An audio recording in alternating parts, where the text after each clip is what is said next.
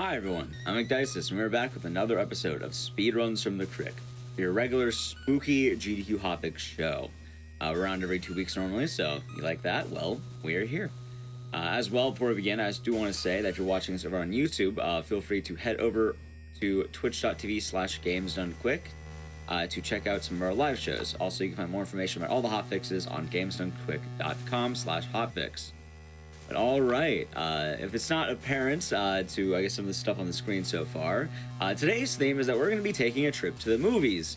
Surprisingly enough, in the world of horror and horror gaming, there's a lot of licensed movie games. They're not always good, sometimes there are, but we're going to kind of, kick back, maybe grab, I wish I had popcorn, but I don't, but maybe you might. We're going to kick back, grab a snack, and kind of check on in to the wonderful world of movies that we have today. The first one is actually a personal game to me because I both love this game and I hate this game. It's kind of a weird duality. I just understand that it is a very impressive game to watch and it's pretty fun overall. So, first game will be A Nightmare on Elm Street, TM by Can't Elope Me. All right, feel free to take it away. Hey, what's up GDQ land? I am Can't Elope Me, and here we have an epic game made by, or produced by LJN, but it was made by Rare, and you will see that when I do an RNG manipulation on the title screen here shortly. I'm going to get that started because it might take a few tries, and then I'll explain what I did, then we'll go from there. But after that, now I'll just talk about the game. So I got power off and power on, so you're going to see my nice, and we'll see if we get the minute, and I'll tell you when to start on timer. And go. Okay, well, we got in the first house, that's all that matters. I think I was a little late, I may not get in the second one. The first three houses are complete RNG. If you don't start the game on the first frame, you will not get, you will have to go back and forth to get in the houses. But if I didn't get it, it's just like a quick, I think it's like 14 seconds it takes. So it's not too bad. But anyway, this is loosely based off the third Nightmare on Elm Street movie, Dream Warriors, which you will get some power-ups. We'll only be using one power-up for the run because the other ones are a little slow, and it is a speed run. But yeah, a lot of the sound in this game shared sound effects with like Battletoads, Snake Ground Roll. Let me do this boss fight real quick. Alright. And that's the first boss. Now we're on to the second house, but shoot, I can't remember the guy's name from Rare that did all the soundtracks off the top of my head. But anyway, it's his music. And we did get them. Who did the Donkey Kong 64 stuff, or? Yeah. Frank Kirkhope. Yeah, thank you. Oh no, wait, it's Richard Wise. Never mind then. I only know David Wise. David Wise. I'm sorry. There we go. It just popped in my head just now. Perfect. Also, if anything else comes up, do let me know. I'm perfectly handy, able to look things up as they go. Sometimes I just kind of, it helps runners out. For sure. Although now, go ahead. No, you go ahead. I was just saying, while we're going through here, just as a couple of quick questions. There's one, what got you into running this game? And two, did you watch the movie this game is based on? Oh yes, I watched it back when it came out. I'm 40 years old, so I definitely got to watch them all back in the day. I was young, great young entertainment, but anyway, what got me into this game was, my parents bought for me as a kid, as they bought me a lot of stellar video game titles, like American Gladiators on the NES, and, really, really high quality titles. So anyway, when I became when I got into speedrunning, this was actually the second game I learned. And the first was Castlevania. I was like, you know what, I'm going to get good at this game. And this is the first record I ever had, so I just kept with it. And as we, myself, Rayquaza, and Strawl, we kept finding strats just to take away the time. And, we got the record down to 1558. But yeah, that's why. But yeah, I did watch all these movies growing up, and and I turned out just fine. So yeah, right. very, very good. But yeah, we're collecting all these bones. There's 207 bones in the game. Now, in the human body, there's 206. We're not going to question why there's an extra one. There just is. It's Nintendo logic. That's the best answer I have for that. Wait, you have to collect 208 bones? No, 207. 7. Got you. Yeah. I have an alarming fact, by the way, if you want to hear it. Sure, fire away. So, I know it's because of the NES sprites that all the bones look the same, but all the bones are femurs. So not only does he have extra bones, but every single bone in his body is a femur. Hey, Freddy's this whole guy, you know? Apparently.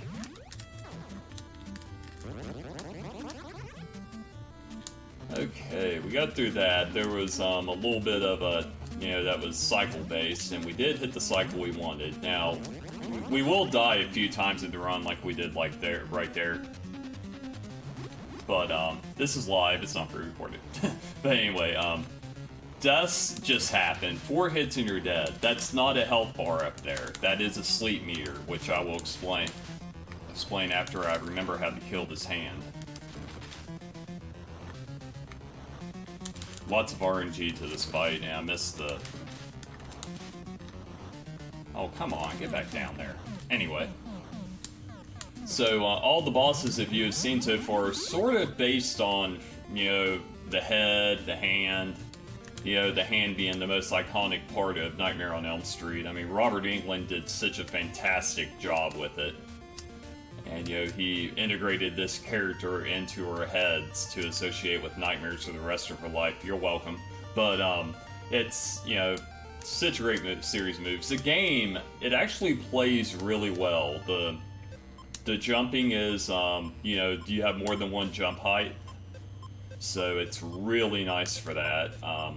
Now, the rest of the stages are all the same. There's no RNG on which ones you can go in. You have to do them in certain orders, so we're just going all the way to the right, then all the way to the left. Here's the junkyard. This stage really flows well, as does the next one with the bone routing. I mean, you just hit every cycle on the platforms that you need if you do it correctly, just like that.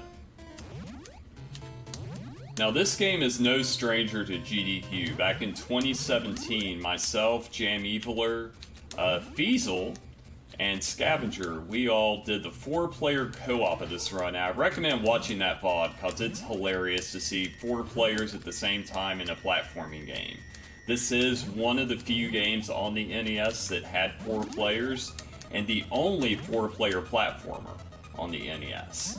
I think I remember the VOD because you guys were all singing the 1-2 Freddy's Coming for You song when the yeah. That was a thing. I don't even know how that got into incentive. None of us submitted that as an incentive. I think somebody did some ninja skills and put it in without telling anybody. Freddy finds a way. Yeah. So yeah, it was we had some fun with it. So, but yeah, I'm glad, and we got to sing it twice. Now, here in the single-player run, the chances of falling asleep, like we did in the 4-player run, are very, very minimal. So I don't think that will happen. If it does, I made mistakes. So now we're in the graveyard, and it's another short one, but like I said, it just flows really well if you execute it properly. I do have to ask, why do they make a graveyard that is filled with pits and water? Well, they did it because filling it with, filling it with lava would have been too hot, and they had to, it's just the best place to put a pit. To put a graveyard. It just seemed very logical, I guess. Makes sense to me. But yeah, and then we got... this stage does lag a bit. Speaking of lag, when you are doing 4 players, the game can creep down to a whopping 8 FPS. Take that, Nintendo 64. Huh. Yeah, and there's a few... and you can make it go even slower, but, yeah, there's a lot of lag. So now, since we're in a graveyard, we're going to fight Freddy's ghost.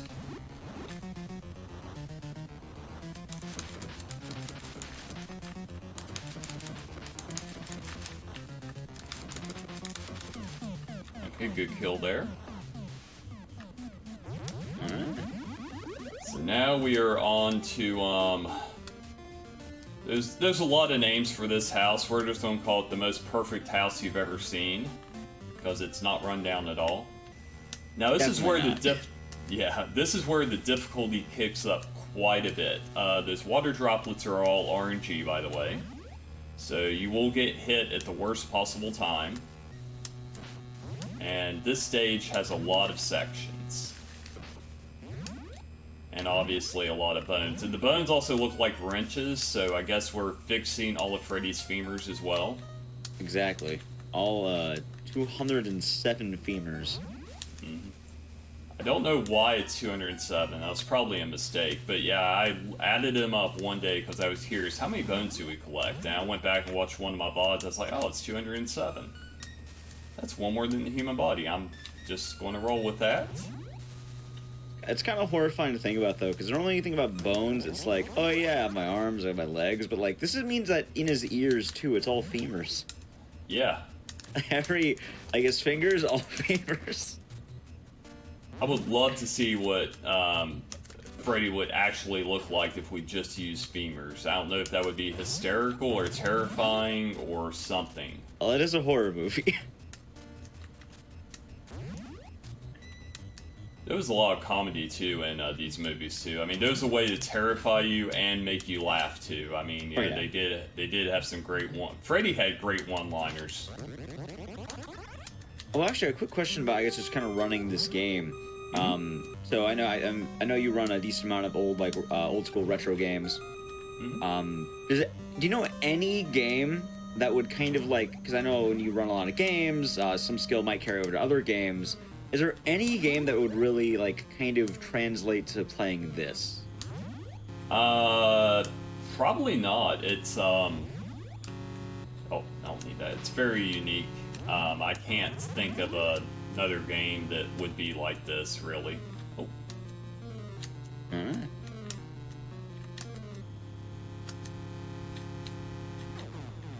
Shoot.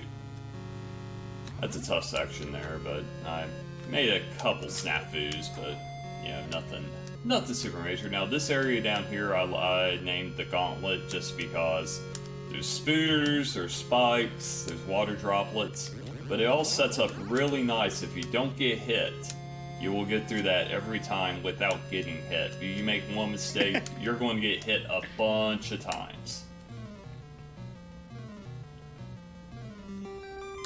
Okay, now we're going to the attic of the house that does not look like it's ran down.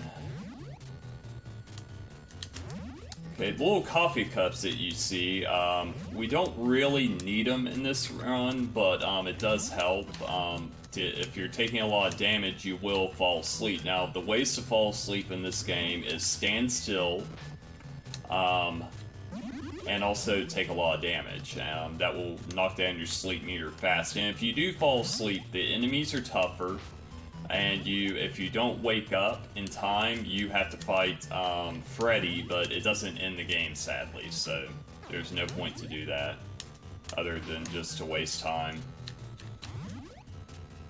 But yeah, we're almost at the boss. This is probably the toughest boss fight in the run, because you're fighting two bosses at the same time. And they, of course, both sort of share the health meter. It only goes down when you're attacking the head, but you still have to kill the hand, too.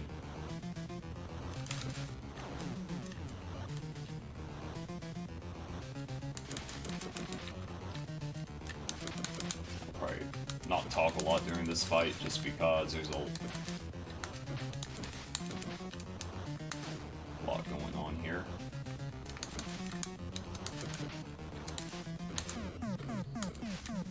Okay, there we go.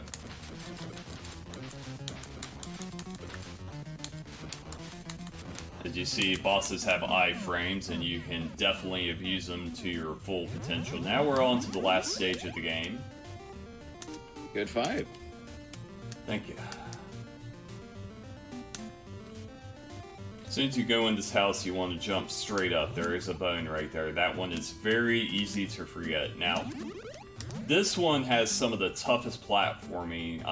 The other characters you haven't seen me use is the ninja and the necromancer. The game thinks you would be asleep at this point, and would need the necromancer to get over that pit. However, those two jumps you saw back and forth, they are pixel perfect and pressure sensitive.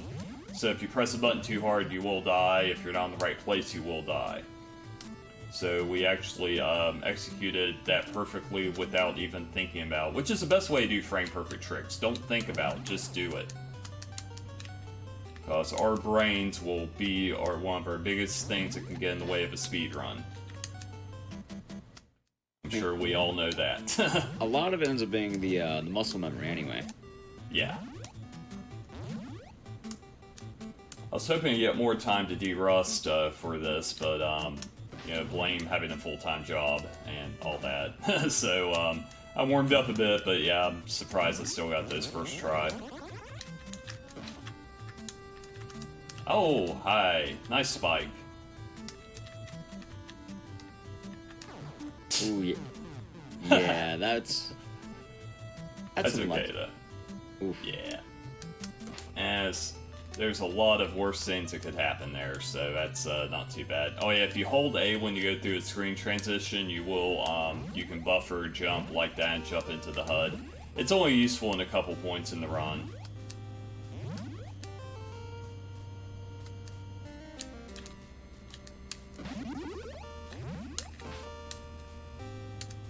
Oh. Now the locker jump section is probably one of the weirdest ones. We got it. Now try to skip us. Oh, we despawned it. All the platforms spawn as soon as you spawn them on screen, and if you can, you know, get there at the right time, you don't have to wait right there at all. But unfortunately, we did. I want to add in, by the way, for anyone who has been watching this run so far, this is going very, very smooth, like, at least as far as I would say. Just because, like, I know I've ran this game before, running it, you see a lot more of that, of the angel flying or falling in the pits, or like some of these jumps just whiffing it. Like, I actually talked, I think, was it 2 days ago or yesterday? I think 2 days ago with Cantaloupe Me about that one frame perfect jump and just how, like, oh yeah, it's ridiculous. Yeah, they put some silly things here, but you know, back when movie games were made, and I think they sort of still follow that formula now, they didn't really they were more worried about putting the money into getting the licensing for the game than they were actually making a good game. But this one they got pretty lucky with. There's a lot of the game. We'll get that on the way back. But anyway, there's a lot of games made by Rare in the LJN category. Roger Rabbit's another one, but that one's not really that. Uh-oh. This ain't good.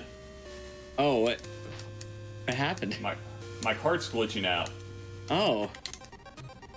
Well, that's never happened before. Well, there's always one per show, per event. Like, huh? Yeah.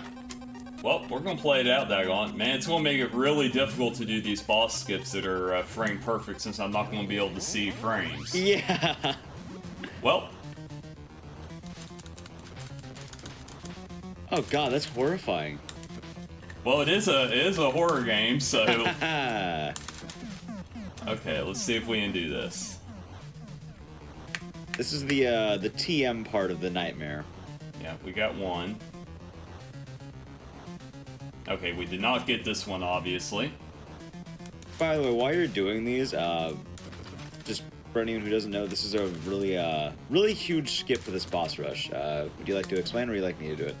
Oh, I can do it. Yeah, it's basically you're trying to get to the point right before the boss spawns, and you just go back and forth a bit. And when that happens, you can avoid the boss spawning. But however, there is a bad thing that can happen. Other than what's going on, you can fight extra bosses if you're not careful. Oh yeah, by the way, apparently you have 1v3 lives. Nice. Yeah, not just 3, but oh wow, that ghost sprite is epic. Oh God. Is his face just? It looks like his mouth is there, but his eyes. That's just kind of cooler. Not gonna lie. Okay, that hand died really fast.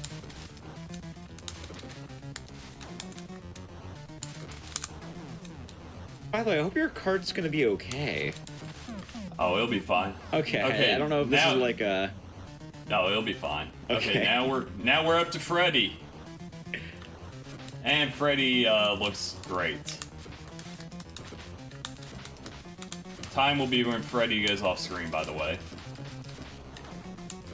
And time. Great What was that, job. Great run. What was that, like an 18? Yeah, your exact time looks to be 18:30, I think 5 or 6 roughly. Yeah, that's about what I thought it would be. But yeah, we're throwing all those femurs in the furnace. And now our ending screen. Oha misi exom nism exism el on zim on zilly I LM3 and L home niche neat neo ois os. There we go. And there's Freddy looking in his glorious glory. Oh my God. I mean, I don't think this run could have ended any better. I really don't. I think that was beautiful. I'm surprised the game didn't just like crash.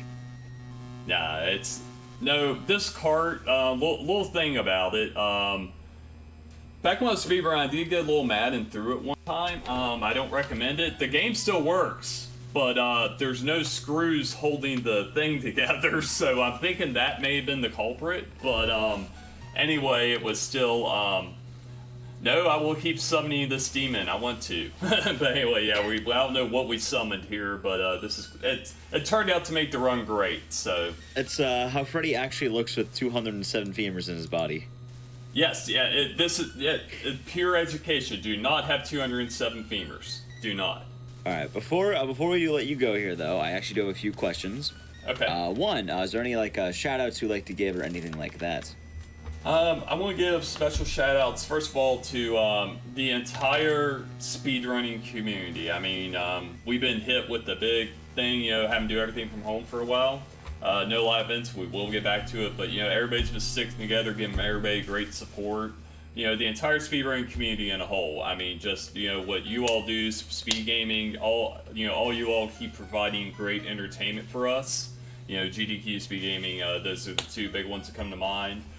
Then we also, I want to give shout out to definitely Mike Stone, Destral, and Ray Quaza, not 911. Those three right there were, always a good part of, running this game back in the day and everything. But yeah, I just, definitely shouts to everybody in the world right now, So. Yeah. And then the follow-up question is, for anyone who did like the run or wants to see more of I guess our pal Freddy, I don't think he's doing so hot, man. He's doing fine.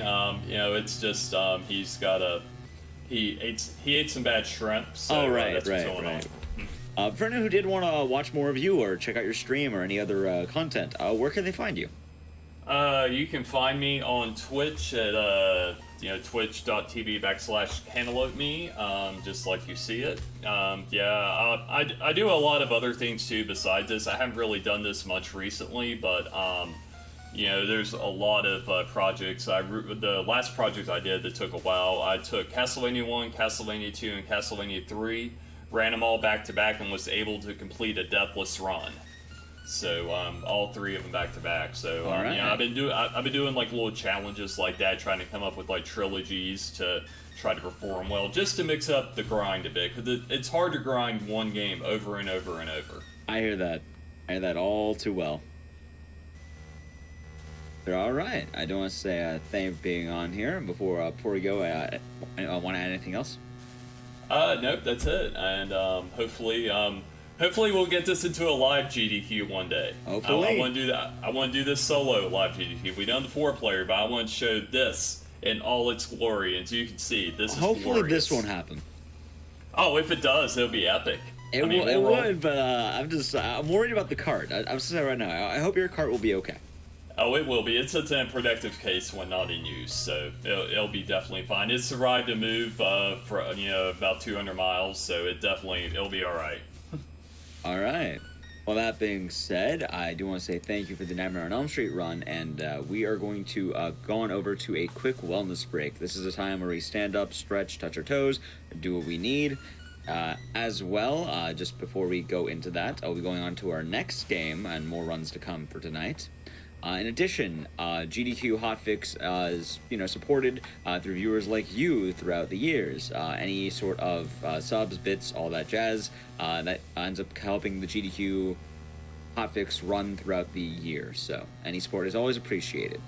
That being said, we're going to be right back and we'll be setting up for our next game. So we'll be right back. All right, we're back from the break. Welcome back, everyone. So you really do have to wonder how Freddy's able to stay alive with the 207 femurs, not 206. I always thought it was 206, but now I'm glad to know it was 207 femurs. Also, the trademark I didn't even know was on Nightmare. I actually thought it was on Elm Street, but nope, it's on Nightmare. Cannelloni did a great job defeating Freddy, as many have in the past. I remember back when I was younger, I actually watched the movie Freddy vs. Jason in theaters. Anyway, that's a cheap segue to go into the next game, because in addition to that, there's a lot of versus movies in horror. I don't know why. I feel like when horror tries to expand, it's like, hey, what if blank fought blank? What if Freddy fought Jason? What if aliens fought Predator? Anyway, that's what we're going into right now. There's actually a big franchise with Alien vs. Predator, and it's kind of ridiculous when you think about it. There's so many games expanding a huge amount of time, and the quality of Alien and Predator games are a weird coin toss. This one's I actually like this game. I think it's a neat one. Anyway, that being said, our next game is Alien vs. Predator 2010 with Snowfats. Take it away. Hello. I am going to be running a beautiful game for y'all about everyone's favorite franchise, which was everyone's favorite franchise to not watch the movies of. Because I think every single person who's seen Alien or Predator adores the idea of Aliens versus Predator. And then the movies happened. They did. They're entertaining for what they are, and it's exactly what you would expect. It is aliens indeed fighting predators. And with that, we are going to be doing both of those campaigns tonight. Marines, you were not invited. There was no movie about you. It's not AVPM. So we will be doing Alien, then Predator, and that is because Alien also, canonically happens first. Oh, what? It was Alien. I thought it was Alien. It's Aliens. Should be, yeah. Aliens versus Predator. Oh. Because it's the Marines are from the movie Aliens. That makes sense. Yeah, it's a common mistake. That's why everyone just defaults to AVP and forgets about it. That is true. Coolio. So I am ready to kick it off whenever, so I could just give a timer countdown. Yep, that sounds on cool. You. All right, and then I'll start at 5, 4, 3, 2, 1, and we can go.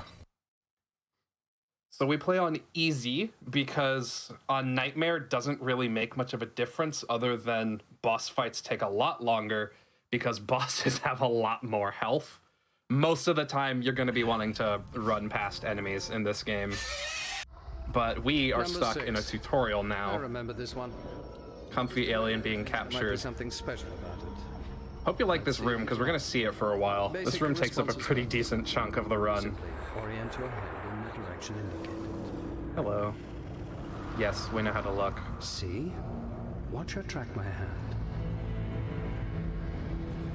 Obedient. Very good. On to Just the like high next school. test.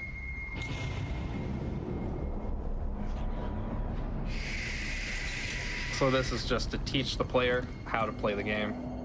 Some people need it more than others. I love that you can see your feet in this game.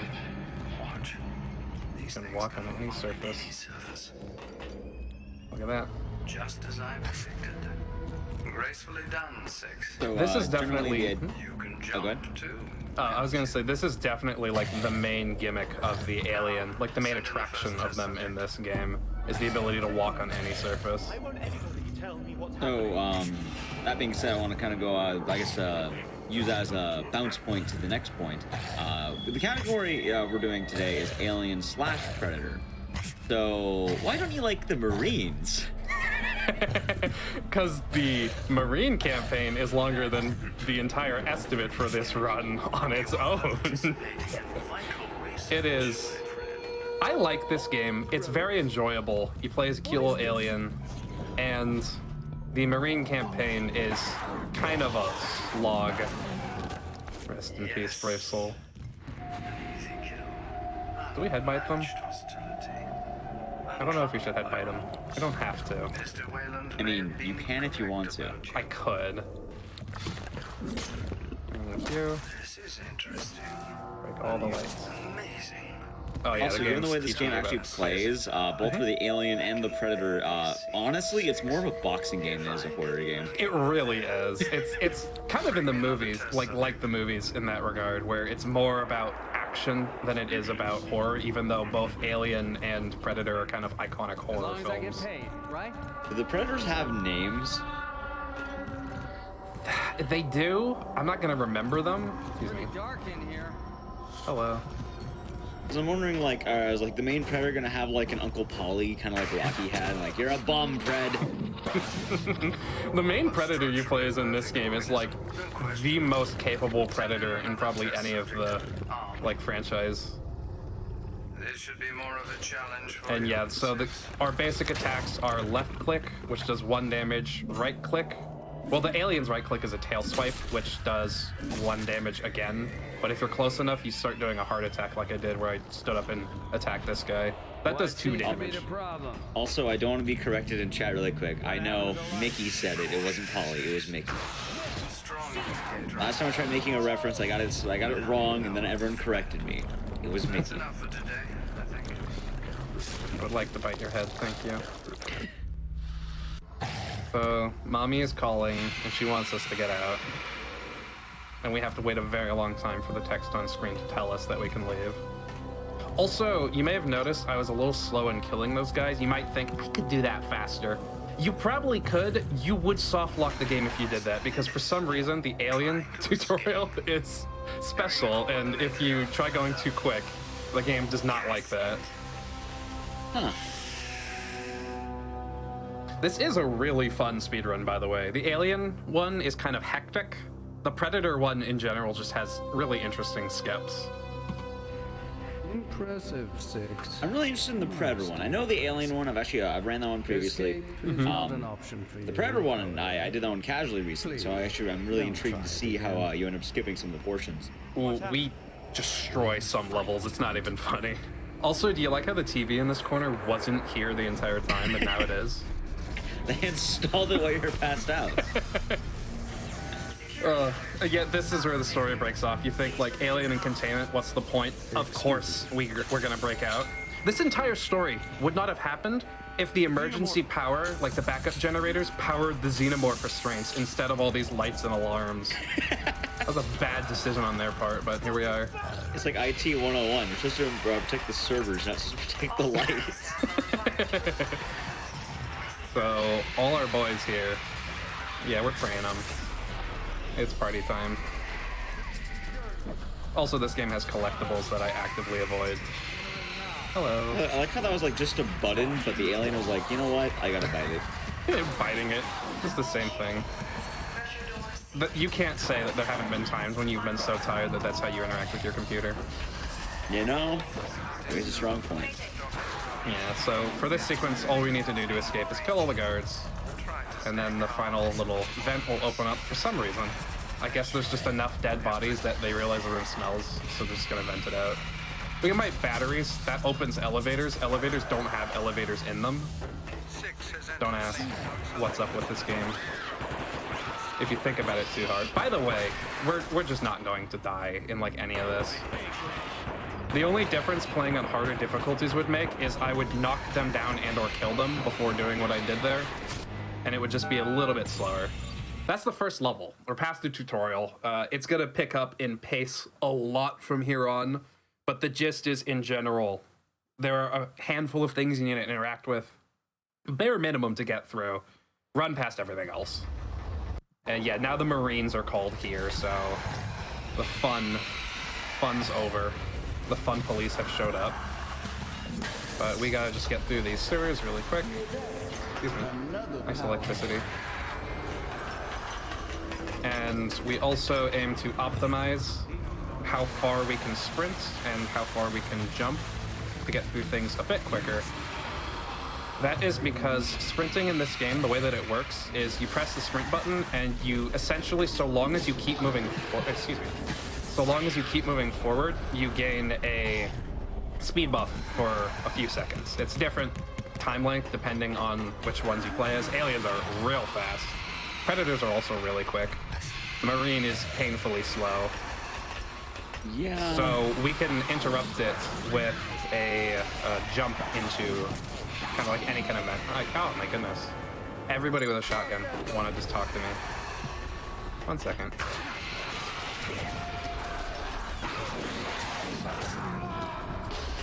So we kill you. We just kind of systematically kill everyone in here. You were the problem last time. Thank you. And this last person, we could kill them, or we could get near them and they get so scared that they blow themselves up. Oh. It's just quicker so that we can run to the end. And there we go. So even if you do die, you rarely ever die as Alien. You basically need everybody to notice you as soon as possible and move into places where they can all shoot you at the same time, which just so happened to happen there. But that guarantee you won't happen again. There's no other instance where the alien really can die unless they're like, kill myself with an explosion. Aliens can open doors. They are officially better than the Jurassic Park raptors. Wait, can't they open doors too? Did they? Yeah, that's why. Well, Did they open doors like this? Though? I don't think they do. Well, they open the door to the freezer and then they sneak in and the kids have to juke them. Man, it has been a while since I watched that movie. I might just be completely wrong. You know, we'll have to find what another way to be better than I don't know if raptors. that's even inspired this. By the way, I want to say a hot take or a fun fact for anyone who doesn't know. But one, I guess, given how many movie games exist, obviously, if we keep going with Speedruns From the Crypt, we're going to have a sequel to the movies, have more movies, because there's a lot of movie games. But I guess now we have to have a Jurassic Park game on the show. And here's the hot take I was saying. Jurassic Park's actually horror, believe it or not. I could see that, yeah. There's monsters. They're scary. They eat people. Well, I mean, it was based off the novel Jurassic Park, which, if you ever read the novel, it's a lot more horror-esque than the later movies ended up being. And even the first movie, like you have the kids being preyed off by the raptors. You have Newman getting spat on by the lizard. Yeah, that Dilophosaurus scene gave me nightmares as a kid. I could definitely see it being called horror. Hello. My shotgun.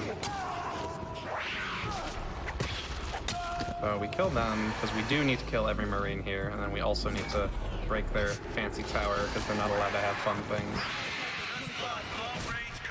And that's going to spawn a few more who are going to go try rescuing a colonist. We hate colonists, but we hate these Marines more, so we bullied them. Also, I do have confirmation the raptors did open doors. They turned the handle and opened the door. I didn't need to hear that. Now I know that I'm wrong. I could have just had that sitting on my mind, just thinking that I'm right, but no. I feel like there was a monster that couldn't open doors, though, in the movie. And, like, there was a very specific point that they couldn't open doors. What the fuck are you doing? I just don't remember who. So we are gonna get actually tricked here into this room, and they're all laughing at us up there. And bullying me really bad. They're, like, looking at us through the windows and laughing at us, just like high school. So... didn't get to do this, but yeah. Hi. Yeah, we're not supposed to be out here this quickly. So now we just break these, and we take out the power. Oh my goodness, that is not where I'm supposed to be. I can poke this, I can poke this, and leave, and it will blow up just as I reach here. Perfect.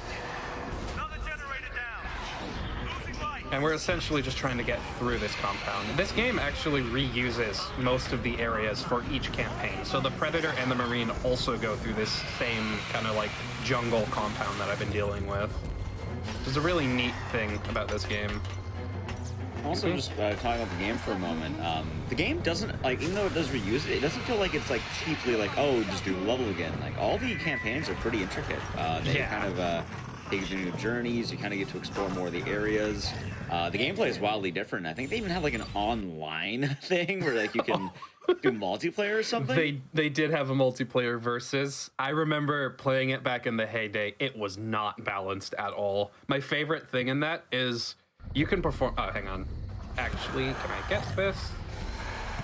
This is the big skip for. There we go. Awesome. Those two guys in that doorway.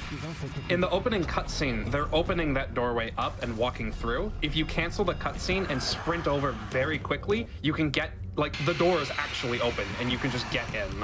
So that's how we skip that. Huh.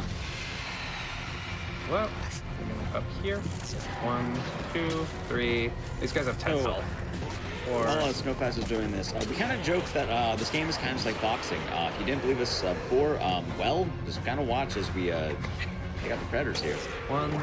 Oh, he punched me. Now he's gonna bully me.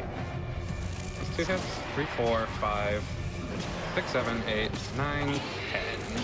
I must have hit you 1 time instead of 2. And now all my friends have left me for some reason. There were other aliens in here, believe me. Just like high school, they left me.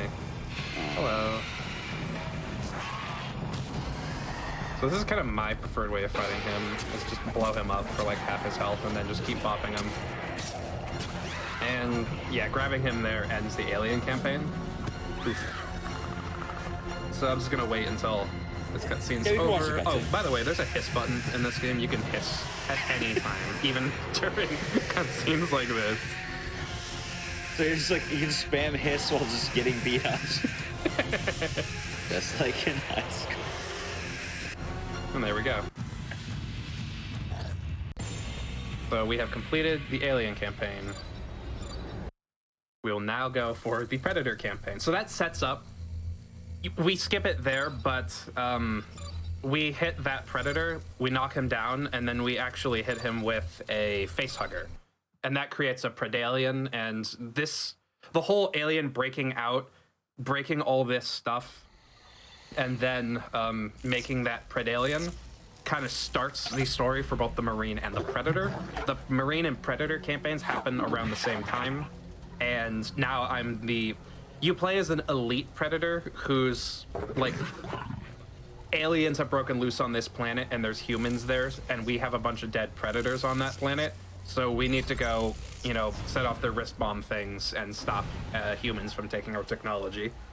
So Really? I don't know why it starts us as a novice here, beating up a bunch of poor aliens that did nothing wrong. Very important question. Kind of stemming off chat a little bit here, but very important question about the Predator. Can he hiss? He cannot, but he can. Once I learn how to block and right attack, he can roar. With his legs? Hey, don't talk about his legs.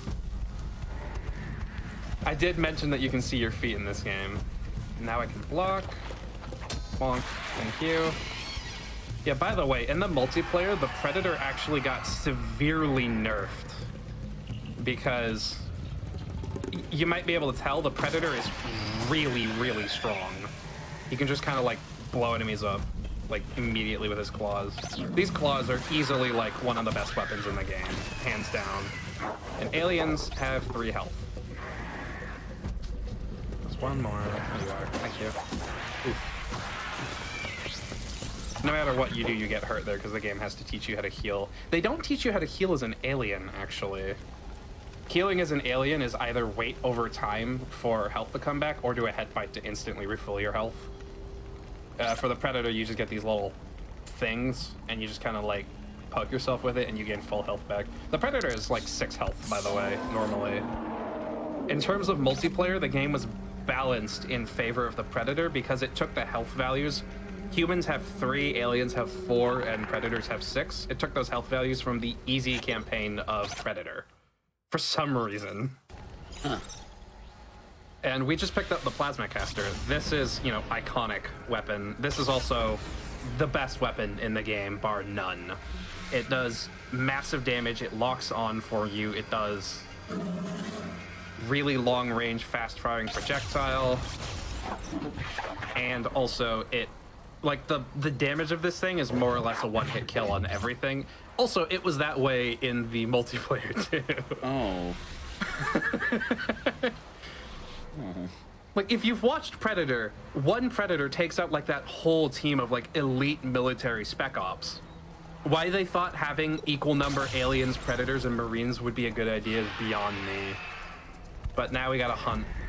Use all of our weapons at our disposal. But gee, I wonder which weapon we should use at our disposal.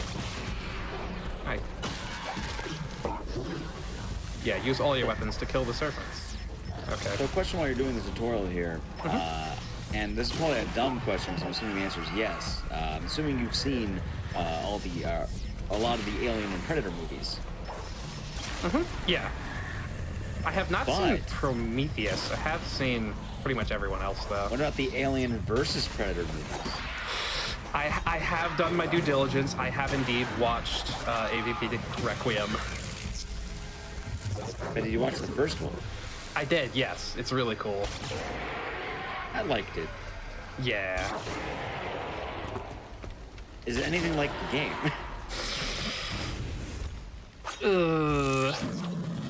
No, it is not. Also, you may have noticed we did not learn how to cloak, and we did not learn how to use our thermal vision. Very iconic things that the Predator does that they're doing in front of me. They're mocking me in the tutorial. But don't worry, because there's going to be more tutorials for the Predator explicitly, because he's kind of got a lot of mechanics compared to the other characters. Our ship is going to fart, by the way.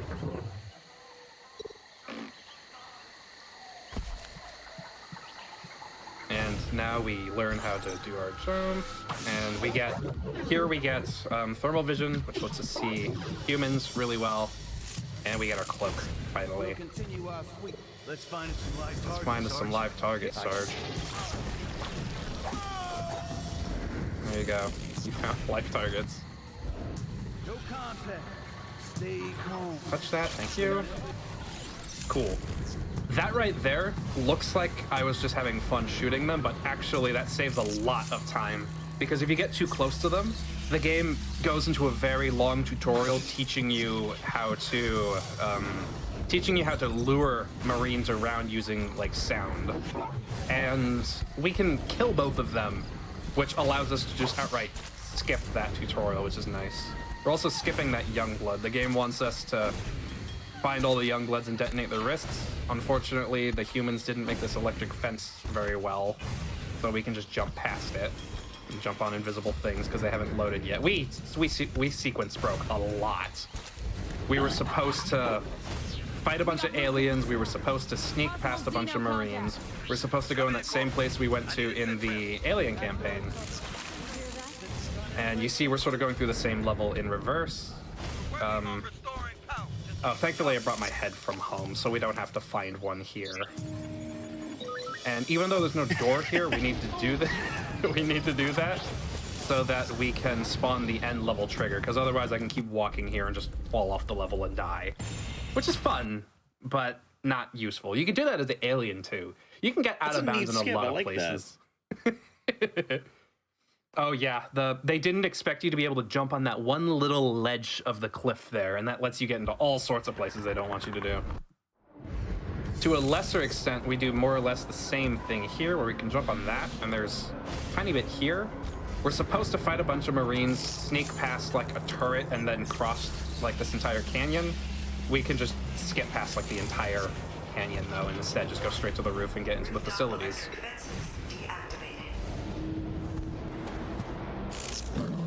Oops. Oh, we got the mines also in the last level, but it just gives it to us. The mines are easily the best weapon in the game. They do way too much damage, and their huge splash radius is just free kill after free kill. Hi, excuse me? I don't like riding their elevator. It's a little slow. Is there a reason you bombed yourself? So anyway, we're gonna go down this ventilation shaft to get into the elevator, and wait for Mathers and Boars. Thank you. Regular sit reps. We won't be seeing them again, don't worry. Excuse us. Now Marines are getting swarmed by aliens in here. And we don't really want any part of that because it's really slow, so we can just leave. This is less of like an AVP kind of like based off of the films. This is more like, imagine, oh, this room has the coldest fire in the entire game, by the way. That dead body right there is hotter than all of the fire. But yeah, this is more like, imagine Aliens, except when the Marines go in and start getting attacked by the aliens, there's also a Predator just beating people up. And this is what the game wants us to do to the Youngbloods.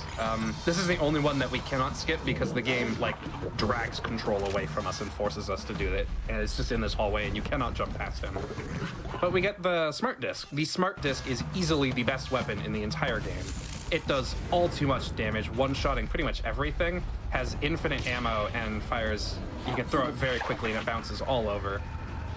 So the game wants us, if I can do this right. I did not do it right. Figures, that's the trick that I got like perfectly consistent every time in practice. There's a death plane here. They want us to, excuse me? No, that's not it either, heck. They want us to break a pipe over this fire, and that would allow us to, oh my goodness. I swear I know how to run this game. That would allow us to put the fires out, but that also spawns a lot of aliens. Right here? I should have put more time into practicing this one. This is probably the hardest trick in the game, like bar none. It but looks hard. There we I remember go. doing this We're extra around it. casually, and it was actual hell. No pun intended. There is, that room's on fire. There's just a triangle, or like a, probably made up of triangles, but more or less like the floor in there. If you go above it, the game instantly kills you. The wall is shaped kind of like a crescent shape there you saw though, so you can essentially jump through that and you go around that kill trigger. It's just very finicky and very precise because this like focus jump, what it's called, with like these little arrows that lets me jump to different places, is real difficult to get a hang on because it's like half automated and it's the half that you don't want to be automated.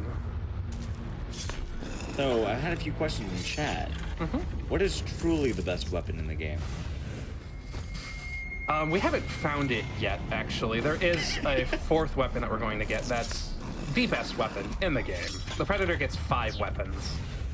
So we currently have our wrist blades, the plasma caster, the mines, excuse me, and we have the Smart Disc. We are missing one more iconic weapon from Predator 2. You try to guess what it is.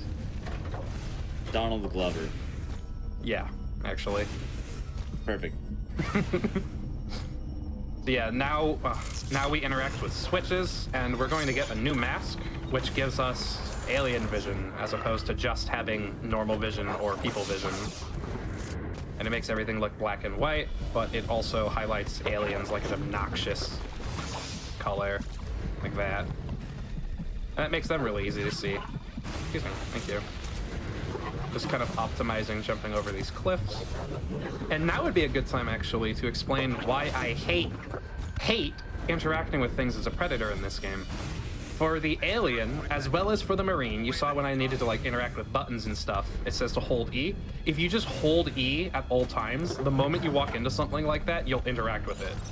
The same is not true for the Predator for unknown reasons. For the Predator, you have to hold, for all of them, you have to hold E for like a second, and then, oh man, goodness. Yeah, that's what I mean by half automated in the worst way, by the way, because I just want to thank you, game. You have to hold E for at least a second, and then you can interact with things for a, oh my goodness. Now I know how. I wish it put me on the ledge instead of like on the slidey part of the ledge. But for Predator, it's not just, oh, you've been holding E for a second, now going near something interacts with it. You hold E for 1 second, and at the end of the 1 second, it checks, are you near something? If you are, interact with it. Otherwise, don't do anything. So you have to, if I press E at the, like a split second too soon, I end up having to interact with it again, and I usually end up having to wait longer.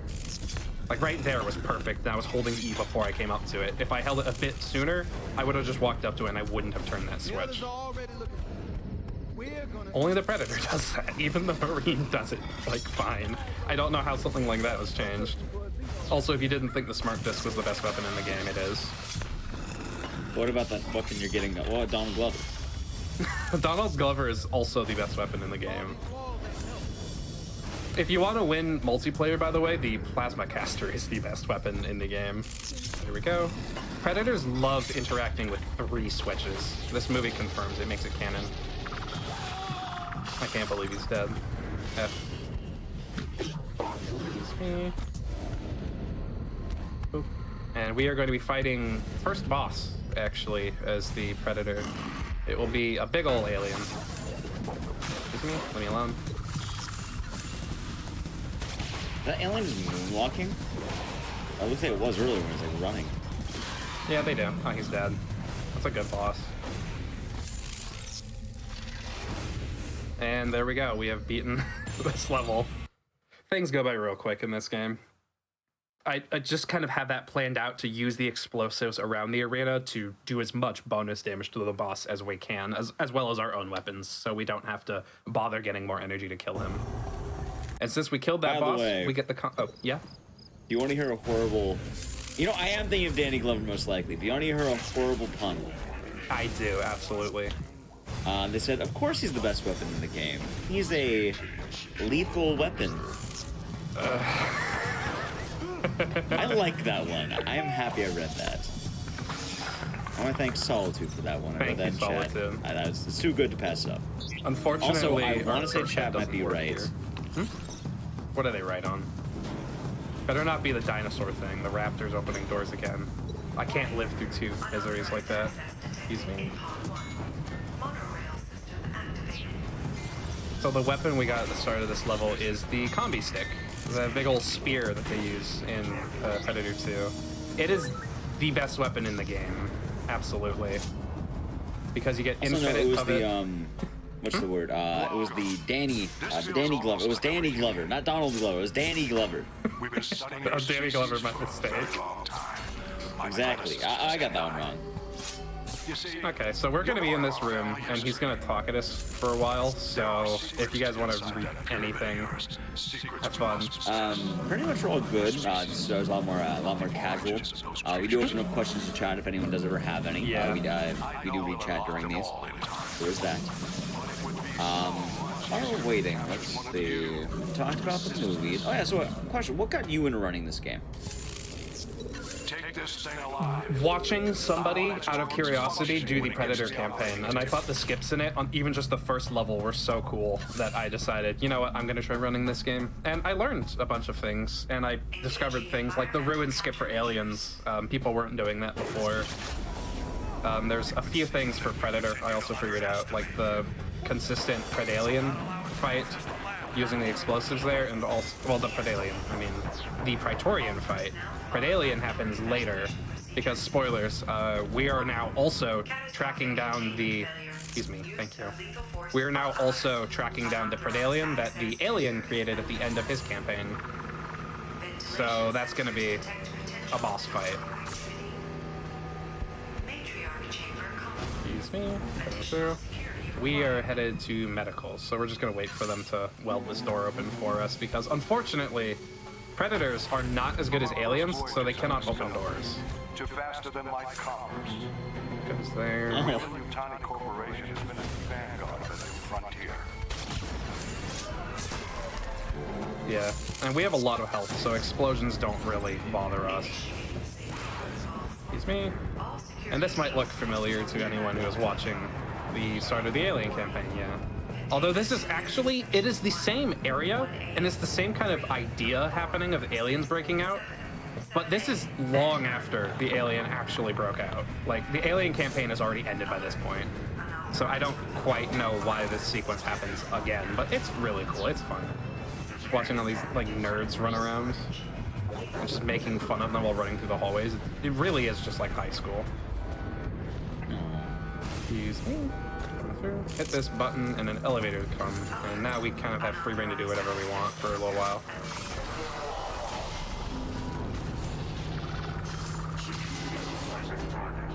Are they just waiting?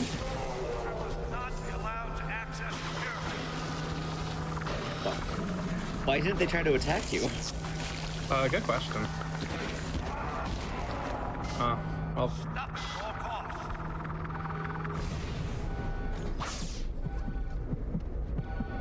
Yeah, Predator kind of rocks house. Hi, how you doing up there? I can't Also, believe it's he's kind of dead. weird when you think about it, because it's like some guy just playing ultimate frisbee while everything is floating around him.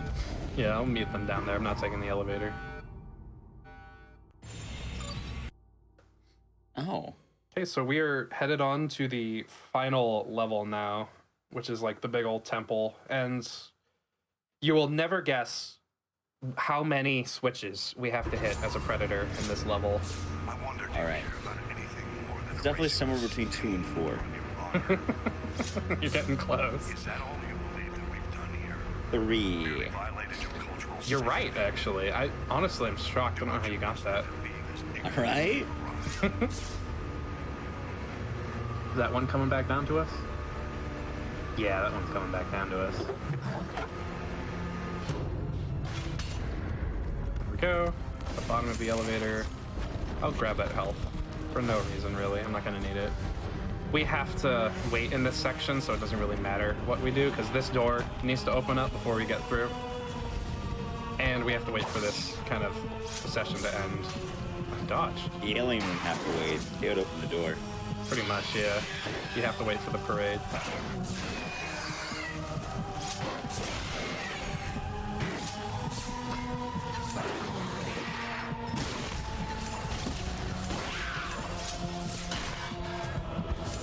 And the door opens a lot sooner than you would think, so we're just gonna kind of squeeze through. And you guessed it right, 3 switches. Let's go, my favorite. All right. And this is a bunch of the androids. That's Wayland Yutani's kind of combat force. That's so that they could truly make the Marine campaign into a very generic first-person shooter. They had to give them some kind of enemies that have guns. So they decided on robots. They also don't look anything like the androids from movie Alien or Aliens. I don't know why. Like, they look like people in that movie. They don't here. And we are starting, actually, the last boss, and once it's dead, that will be it for the run. All time right. is coming Before up we get to soon. that, though, David.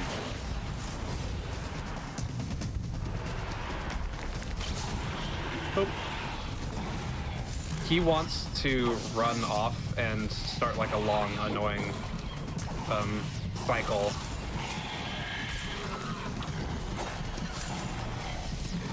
And he's dead. Time. Hey, there we go. Found a consistent way though to. Once you do enough damage, he runs up onto that ledge and starts an annoying cutscene that lasts like basically a minute. If you do just enough damage by dipping him in the lava to do bonus damage, you have just enough time to kill him before he can get up there and do it. So thankfully we don't have to actually sit through that, and that's the consistent Red Alien, like, one cycle. Saves a lot of time. Really good run. Looks to be about 34:02 roughly. Awesome. According to what we got here.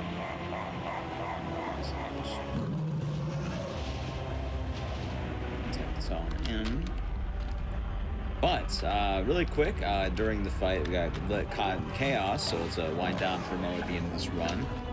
Before we kind of ask more questions, do you have any shout-outs you'd like to give? Corpse Flesh, I believe, is the person that I originally watched running this game and got me interested into it. And I believe he's actually been pretty active in this game recently as well, so I would give a huge shout out to him. Also, a huge shout out to Aliens and a huge shout out to Predator. Those are some 2 pretty good shout-outs right there. I do like those runs. As well, if anyone wanted to find you on any, wanted to watch more Snowfats, wanted to watch more Alien vs. Predator or anything like that, where can they find you? I can be found at Twitch, just Snowfats, just username, and on Twitter, you might have been following me. It was Snowfats, now it's Snowfats1. Personal reasons, I had to change accounts, so oopsie doodle. It happens. But it was a good show. It was a very fun time in this game, so Yeah. I do want to thank you for running on here. And before we do head on to the next 2 runs, anything else you'd like to add? I guess always check out the Aliens, check out the Predator, and check out the AVP comics, because the extended universe for this entire thing is really cool. It's not just the movies, trust me. Someone mentioned earlier too, there was like the old Capcom game, and I think it was like a beat 'em up side scroller. That game is so cool. If I can find that, I want to play it. That's all I want to mention. I'm aware of that game. There's an arcade near me when I was a kid that had it, and I loved playing it. Also, the D&D beat 'em ups, it played just like that. All right. Cool. That being said, though, we're going to go on over to a quick wellness break. This is once again the time to stand up, touch your toes, get water, do what you need to make sure you're staying nice and healthy. It's very important to do these things. In addition, before we do go to that break, Flame Fatales is August 15th to the 21st. If you want more information on this, you can go to gamesdonequick.com/framefatales for more info. We're going to be right back really quick with the next run. Don't go anywhere.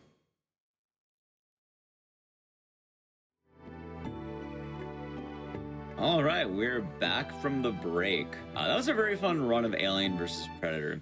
We also seem to have carried on a little bit of a straggler from the last run. I know we had that at the end of the Alien campaign. Looks like they found their way onto Speedruns From the Crypt. Why do I have all these things in my house? I will never know. Anyway, though, kind of continuing on to the trend, we had Nightmare on Elm Street, we had Alien vs. Predator. I noticed a weird theme about today that I wasn't planning, but, you know, with Alien vs. Predator, you have Alien vs. Predator. With Freddy, you have Freddy vs. Jason. Our next game actually follows in suit, because this next franchise is going to be The Ring. And The Ring has Kayako versus Sadako, which is The Ring versus The Grudge, which is really weird that that's a thing. This is an actual movie. You can, like, look it up and everything. It's trippy that that's an actual movie. Anyway, continuing onward, our next game will be The Ring Terror's Realm. And this is more of a personal game showcase from me. Just because with all movie games, I don't think you'll know how terrible this one is. I love this game. You probably can. You probably can hear it. Anyway, here's The Ring Terror's Realm by Icdisis Me. I felt I should just say that because that, you know, it fits good the way I say the name. Anyway, let's get into it. On the screen, you can see a main menu. Anyway, I want to take this light off really quick just because that's going to mess with my shoulder. I have a special question for Tech, though. Richard, you mentioned you've never seen this game. Okay, really quick. Do you know what the audio is like in this game? Or can you hear the audio of the game? Okay, I want everyone to listen really quick.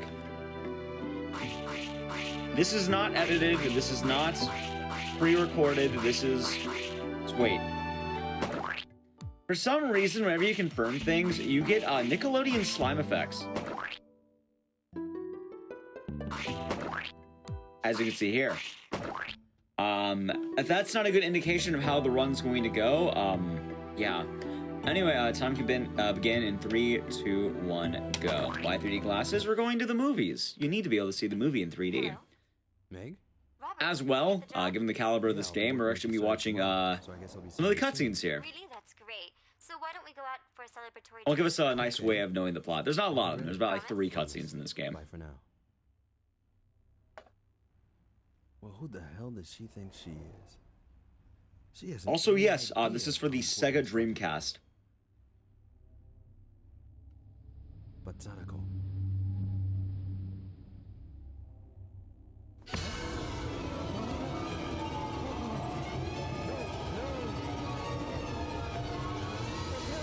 It is Drew.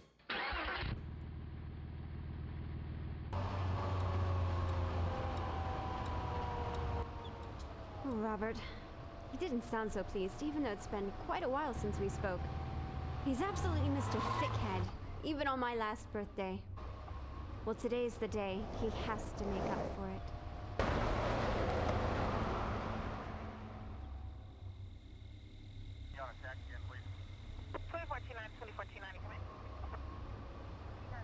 What?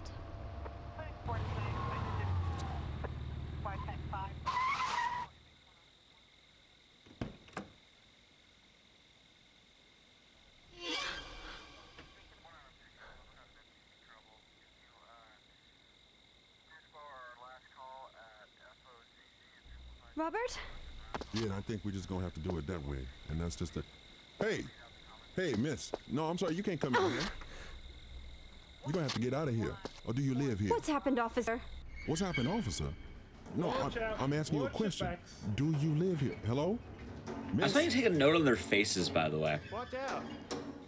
Also, our main character's gonna be running onto an active crime scene after just Hey, stop, lady. brucking it off, I guess. No! No, I can't believe it's Robert. No. You okay, lady?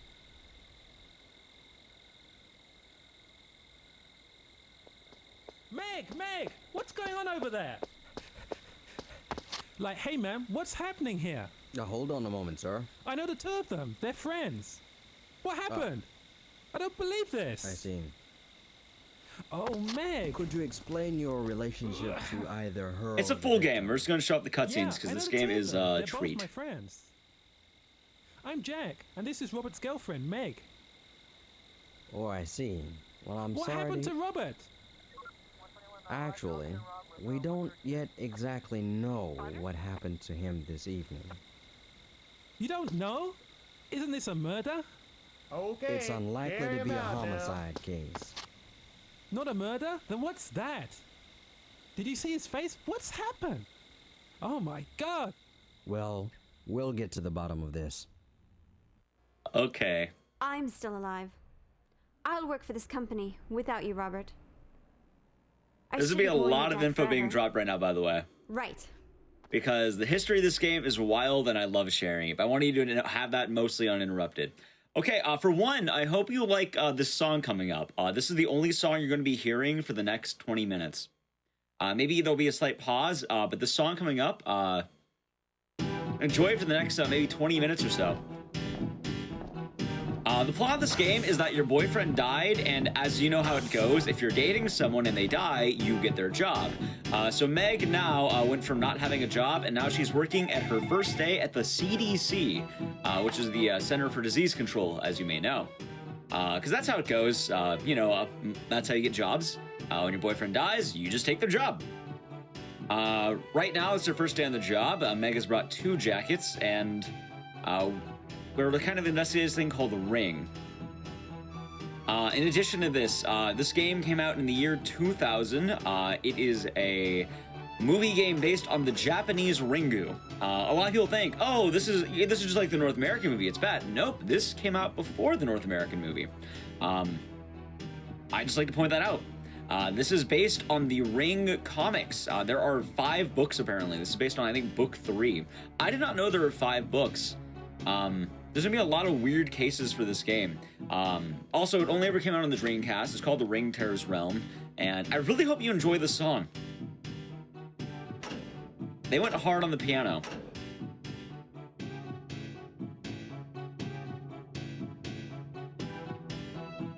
Exactly. That is why. And remember, this applies in all ways. If your significant other passes, you get their job.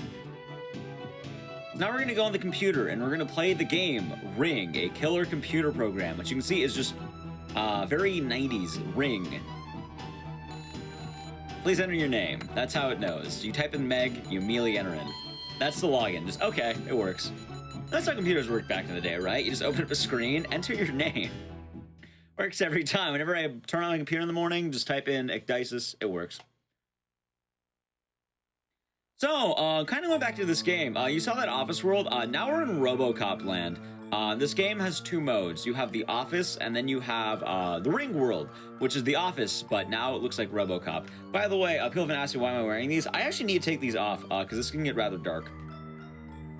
We'll put them back on later. It's used for the theme. People were asking why I'm wearing 3D glasses, because we need to go to the movies. The game is actually going to be really dark. I'm going to keep my flashlight on for most of the time, but the game could be quite rough because of this lighting. Now, but you're wondering, how does this play? Imagine Resident Evil, and take it down by maybe 5 notches, and make it a Ring game. And then you have the Ring Tears Realm. I'm actually going to turn off the light. It's going to be really dark for a moment, but that's okay, because we're running over here for a tutorial. I want to save that flashlight battery, because later on it's going to get, we're going to be using it a lot. So this is a tutorial. He's gonna tell you, teach you how to use the gun. He's gonna teach you how to use your flashlight. And then we're going to be going to the main menu. I'll turn on the flashlight once we're done with the tutorial. I just want to make sure I can conserve the battery for the whole run.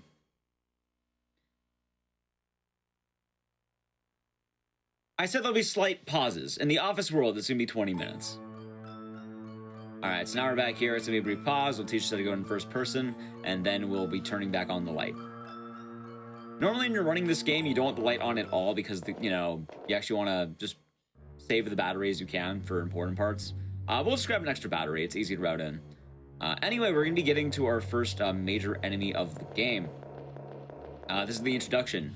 Now, I bet you're thinking, oh, what could a horror game like this have, right? Well, imagine that instead of killer videotapes, you know how the ring normally goes, they made a typo. It's actually killer video apes. We're going to be fighting apes. I don't know why. But we're going to take them down. And then we'll just be grabbing some bullets back here and heading back. I like to believe that's how this game got entirely created. By the way, if you hear Resident Evil sound effects like lickers or anything else, that's because you are hearing those. I'm pretty sure they just use the side effects entirely.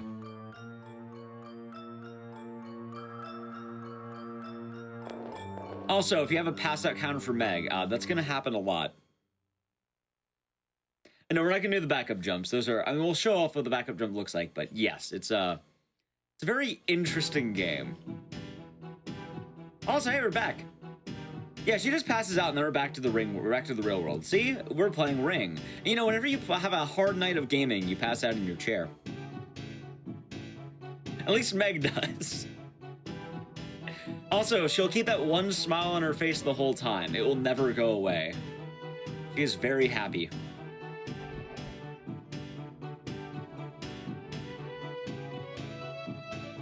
Also, remember how we're playing Ring? We actually aren't playing Ring. I know what you're thinking. Are we playing Ring? No, I lied to you all. We're not actually playing Ring. Hello? It's not Ring, it's... Dead. This is the whole 7 days thing. You die in 7 days. If you know the Ring lore, the whole thing is that you watch a killer videotape, you die in 7 days. Except this time, we're gamers, so, also, you can do this backwards hop that looks really dumb. It's funny, you can run the whole game like this. But we played the video game, and now we're gonna die in 7 days. And now you get to see Meg running through the office.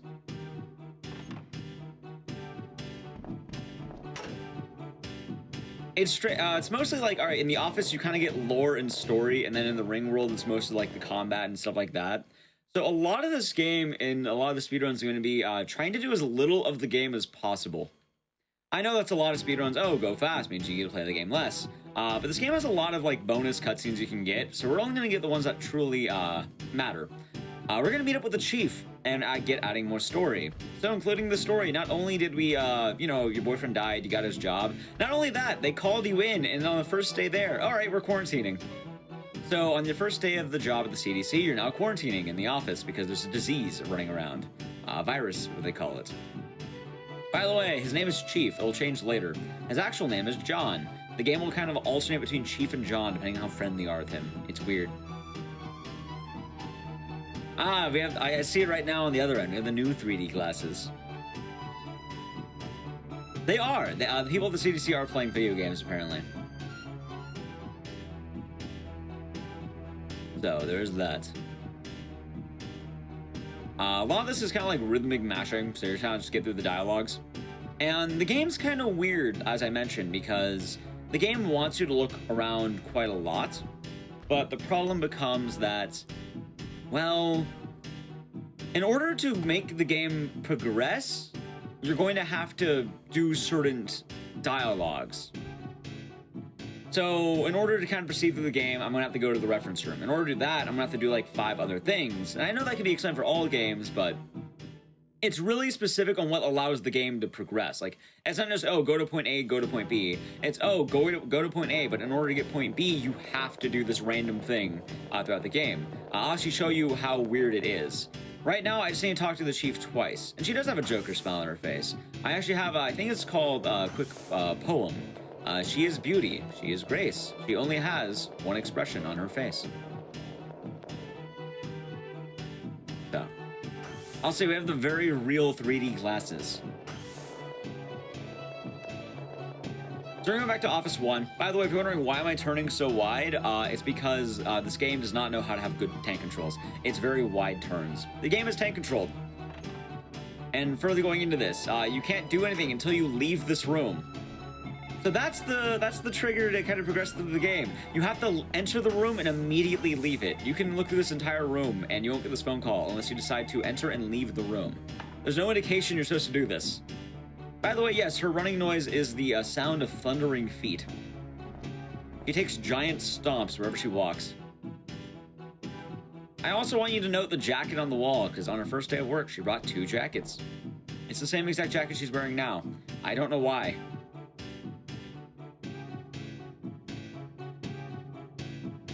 Hope you're all enjoying the song.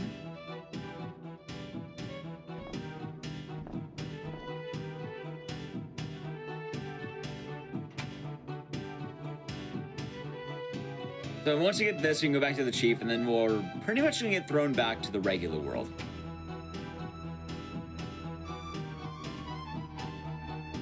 This game is a rather interesting game.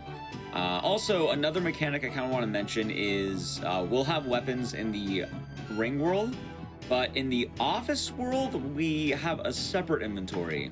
So not only do you have the the ring inventory, but if you go in the office, for instance, I'm not going to have the gun anymore. I'm not going to have the knife anymore.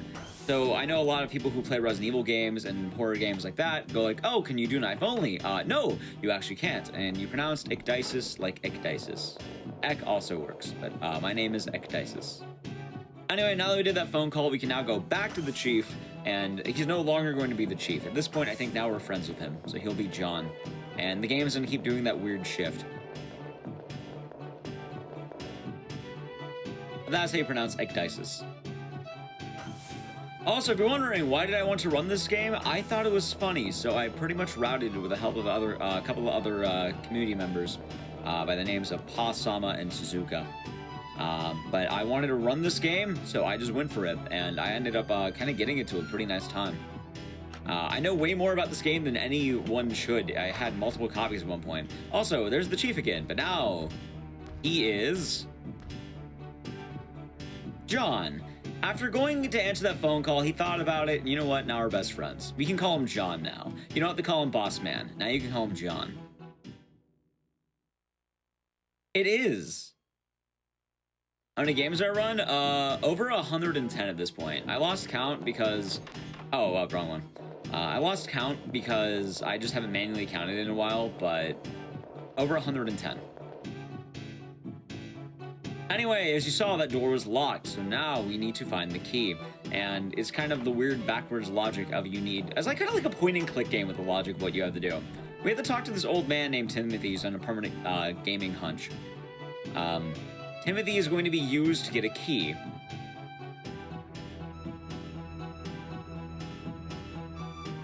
If you don't talk to him, you can't get a key. It's really, really strange.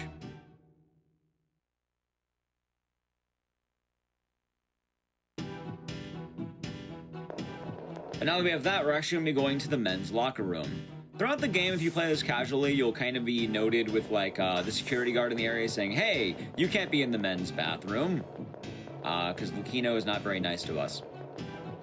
I guess he wants his privacy and he doesn't want Meg seeing him. So when we go to the men's locker room, Lucchino's going to try kicking us out, saying, hey, you're not allowed in here. However, Timothy is a good lad, and he's going to let us in there. He's going to let us stay in there. As you can see here. Also, the best part about the locker room is the calendar, because you have a race car on it. I just want that calendar. See, there's Lucchino just standing there menacingly. He doesn't want us in the locker room for reasons, so... Timothy, on the other hand, apparently is going to threaten Lucchino with, I don't even know, but he has a battle stance from the way it looks. He's just looking up at him in some kind of battle stance. So, that's why I gotta talk to Timothy, just so you can get in here. Also, this is based on the Ring comic, TV show, and movie. It's not based on the North American ones, it's based on the Japanese Ringu. Anyway, we're gonna run past him and go to our dead boyfriend's locker because there's a key in there. And now we can just leave. It's based on all of them. And we're just gonna run past Lucino. Now we're out. Timothy tries his best. Hey, he has a menacing stance. In fairness, if someone's looked at me with that stance, I think I'd back down. I'd probably back down as well.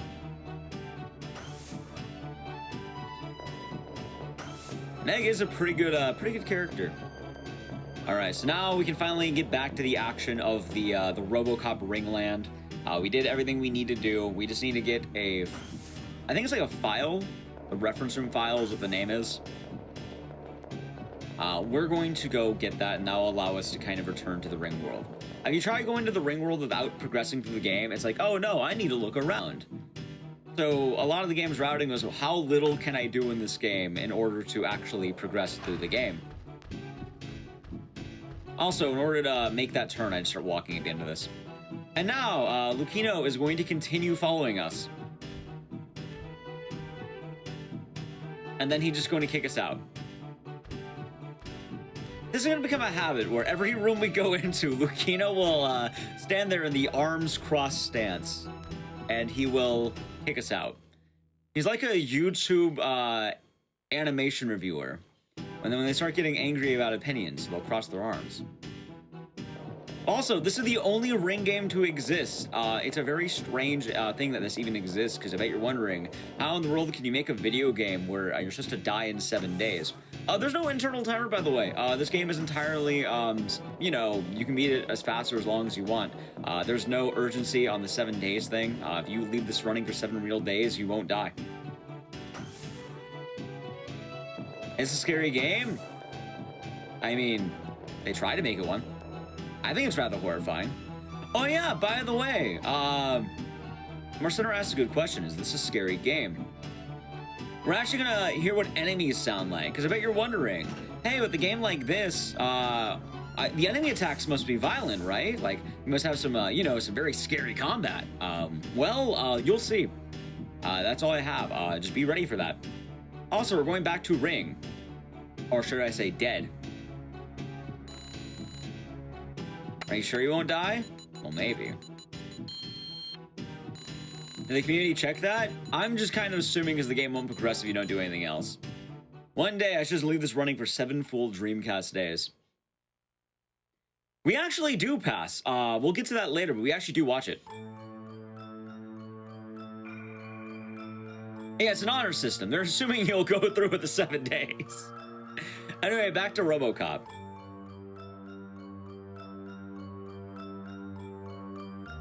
Oh, they're coming back. The apes will be back. But yeah, that's kind of how I believe this game existed. Instead of killer videotapes, it's actually killer video apes. It was just a typo, and then they went with it. This is also made by a company called Infogrames, which kind of sounds like Info Games, but I think they published a lot of things, but that's as far as I can go. We're gonna take this for safety. The run can get rather risky, believe it or not.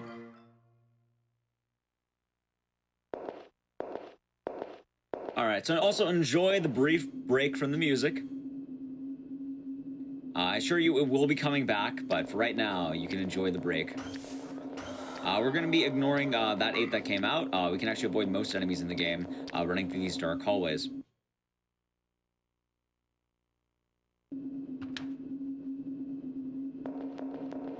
Now we're kind of going to be, like, you find out through the Ring game, you have, like, objectives. So you're going to see these RoboCop guys. They're just going to tell you, hey, you have to kill this horrifying monster in the microscope room. So we're going to go to the microscope room. You can tell it's a microscope room because it just has a giant sign that says, microscope. The singular microscope. Only one. I bet you're wondering, what are the monster encounters like? Well, I hope this terrifies you. It's quite spooky. Oh no! So we're gonna just shoot him, we're gonna shoot him down there for a bit. There might be a couple of phrases of this. The game auto-aims here. Believe me, as much as I like aiming here for comedic effect, I'm not doing that. The game decides to auto-aim at the killer video apes, twig and berries, so to speak. I don't know why it does that. Also, that pie sound wasn't in effect. That was an actual pie sound. We didn't have any of the text make a pie sound effect for that. That is the actual game. You can look this up if you don't believe me. Getting hit, it's just a pie. That is the yes, that is the actual sound effect. I know we had the 3D glasses. Also, I'm gonna turn off the light just so we have an automatic cutscene here. I know we like to have fun in games on the GDU Hotfix show here. That wasn't an effect. That was the actual game. Like. Also, now we're going back to the real world. It was short-lived. That was the actual thing. And now we're going back to the Ring game. All right, so I hope you, for anyone who missed the song, I am positive this is a horror game. Ring. It's based on the Ringu movies. Aren't the Ringu movies scary? Also, she passed out again. Another night of hard gaming. I wish I was as happy as Meg, by the way.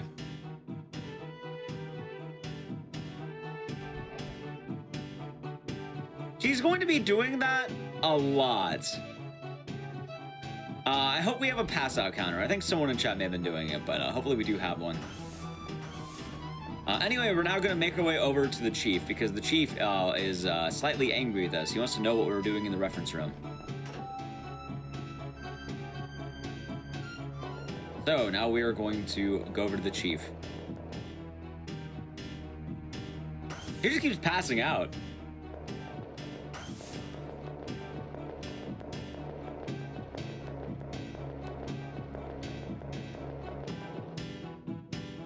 I think the passing out was supposed to symbolize the 7 days passing, so she sleeps. But it just looks like that Meg is like anemic or something, and she just can't stand up on her own 2 feet. And she's just constantly passing out, and that she needs medical attention. And I feel bad for Meg, but also the game doesn't make it like it's sympathetic, make it hilarious. I don't know why. By the way, I really want you to note the pass out counter. I don't know, how many seconds has it been since she passed out? Also, John's not gonna tell us, what are you doing in the reference room? Don't go in there anymore. Okay, you're fine. All right, so how long was it? Like maybe a minute since we last passed out? I think that's too long. So once we get outside here, Meg is gonna pass out again.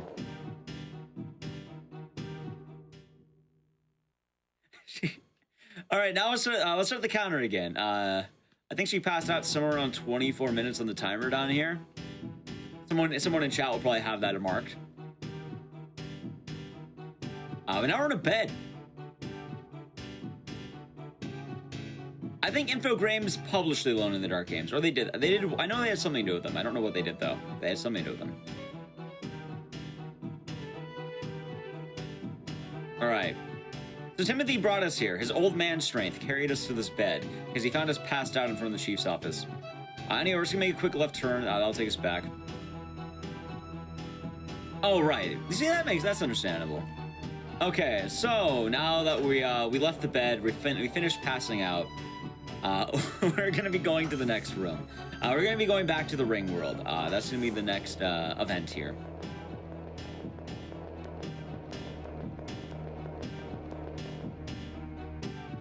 It did. Like I mentioned, this is based on the Japanese movies and books and TV show.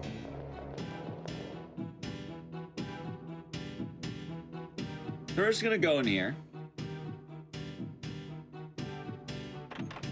Oh no, it's dark. We're then going to run in here.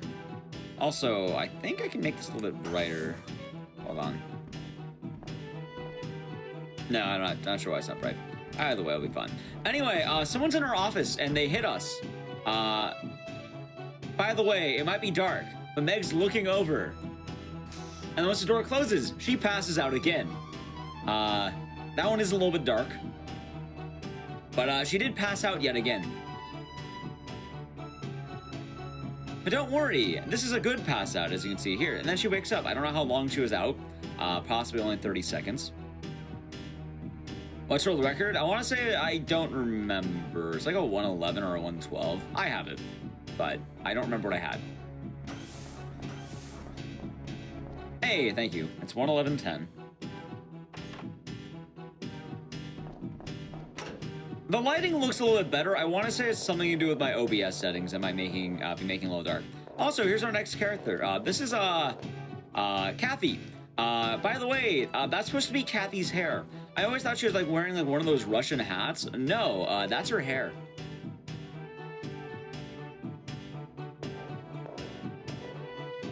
Who turned on the lights? Maybe like one of those reverse clap-on lights. If I can find the setting in OBS to make it brighter, I might try to do that, but I'm not too sure which one it might be. Also, I think I jutted my... Hold on. I have to fix one thing. Luckily, I'll have a mashing portion coming up in a moment. There's that.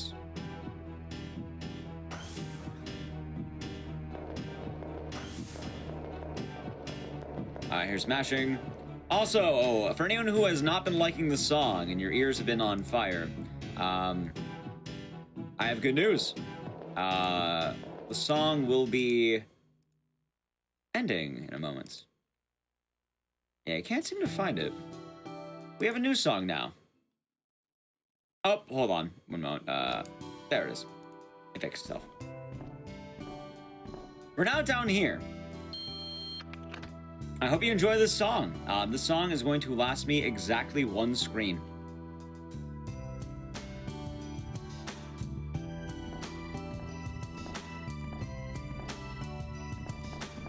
There we go. So now, on to the next one.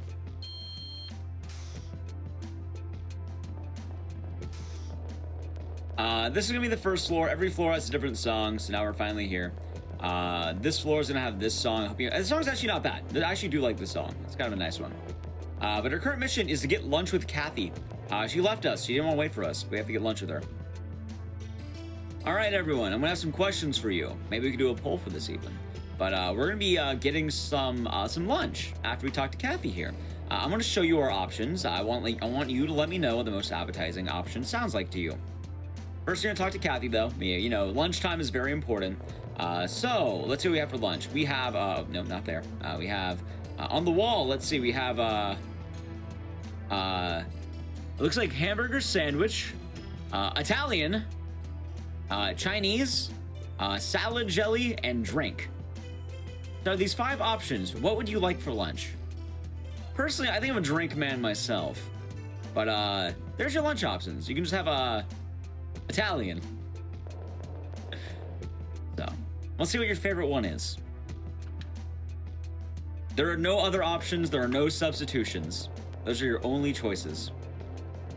I believe that drink is a separate option. You can't combine. You only pick one. So you pick Italian, you can't have drink. And if you pick drink, you can't have food.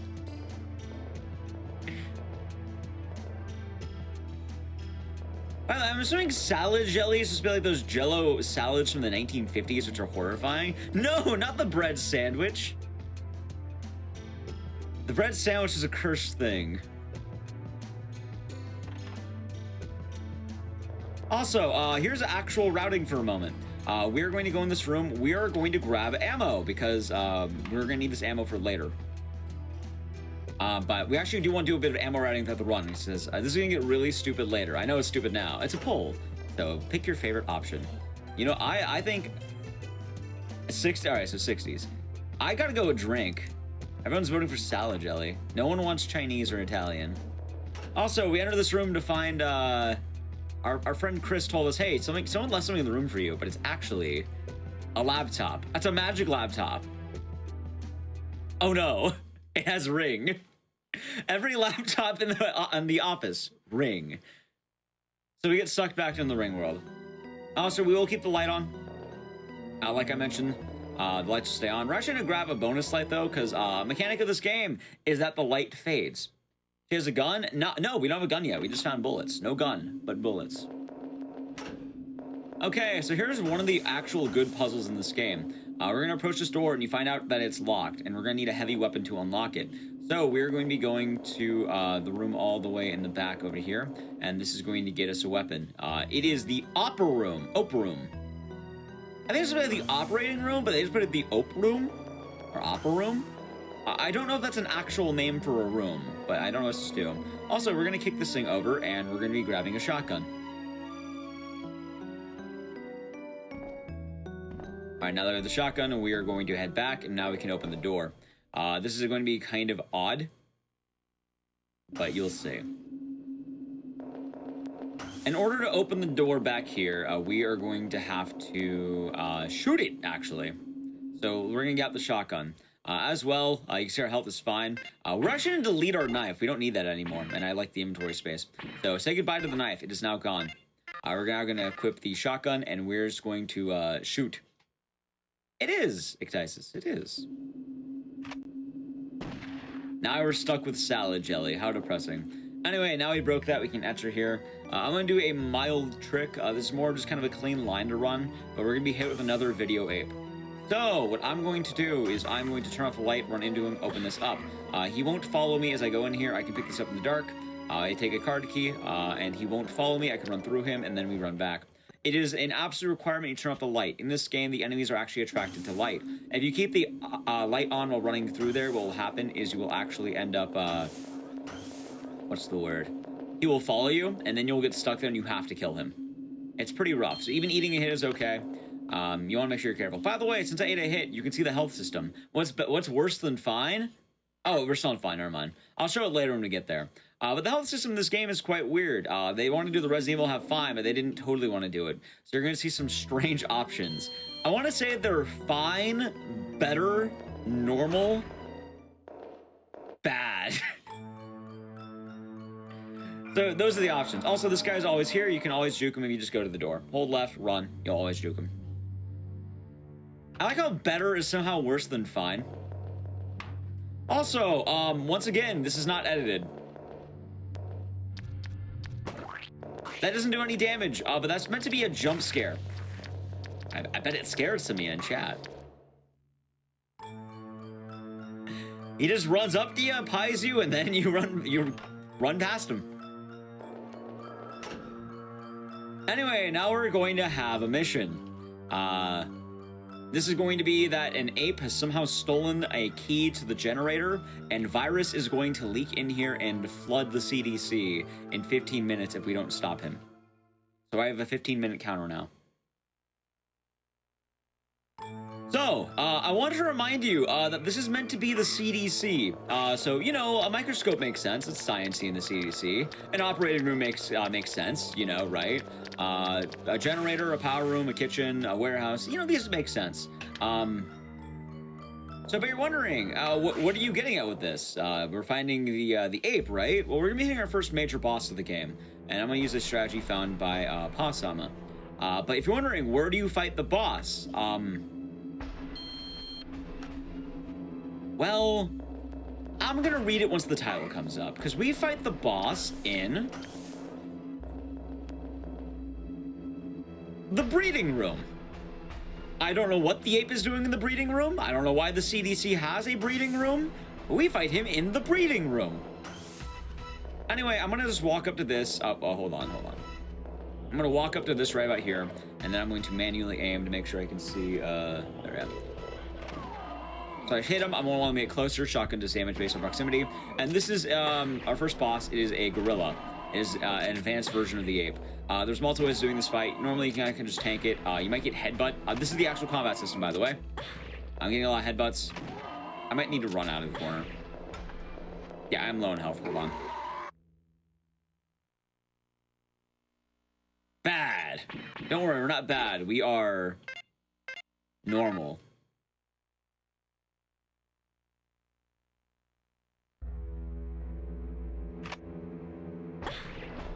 We don't die.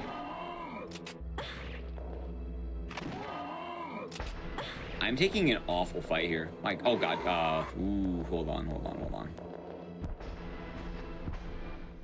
This is a terrible fight.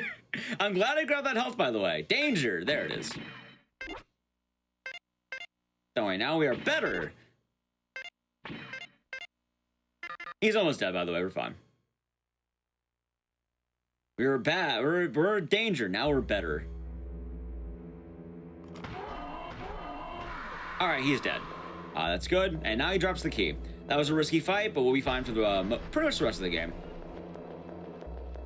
It can get kind of rough if you don't get a proper setup. If you keep getting headbutt.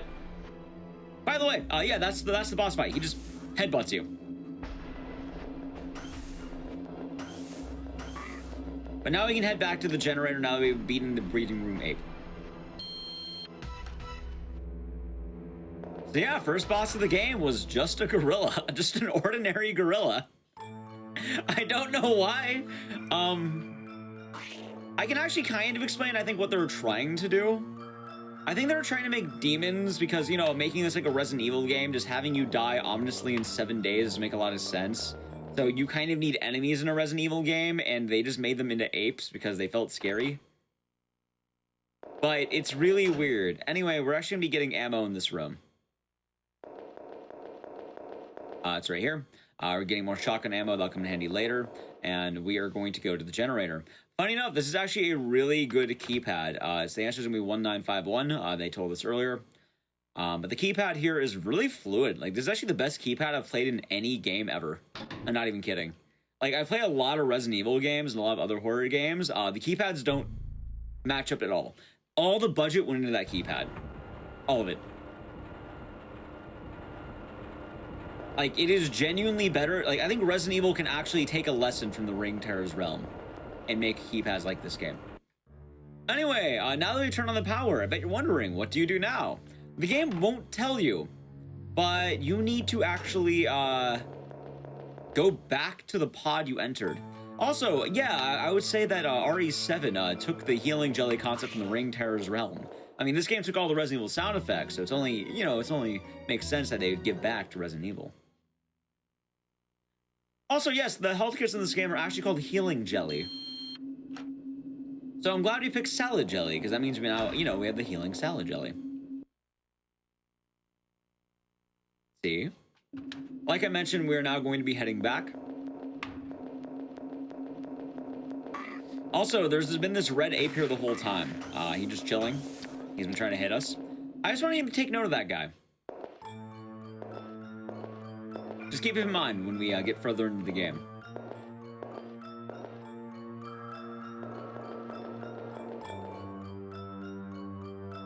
Also, just in case, because this game can have issues, I do have my VMU with the safety save on it, just in case.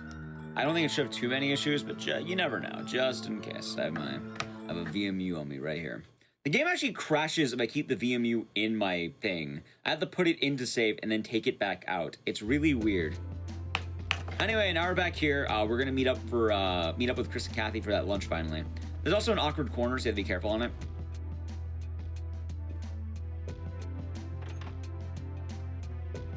But now we can head back.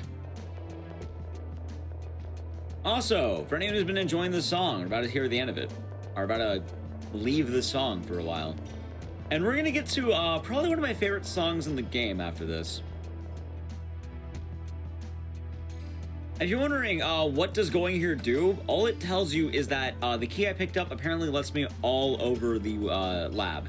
So not only do I have access to the first floor, I can go down to the basement, which is why the game's like, oh yeah, you can go anywhere you want now. Like, oh, I couldn't do that before, but now I can do it. Also, I wonder what Kathy and Chris got. I think Kathy went for Italian, and Chris is definitely a drink. I think Chris went for drink. We went with salad jelly. Exactly, she didn't pass out this time. She's feeling much better. Alright, so anyway, now that we have that, we're now going to be able to go down to the basement. So, someone asked earlier as well, is this a horror game? Well, yeah, the OST is going to be horrifying. Like, the music's really going to show it in the basement. We're going to hear a very scary soundtrack. The game is going to become a lot more dramatic in a moment here. Anyway, down to the basement we go.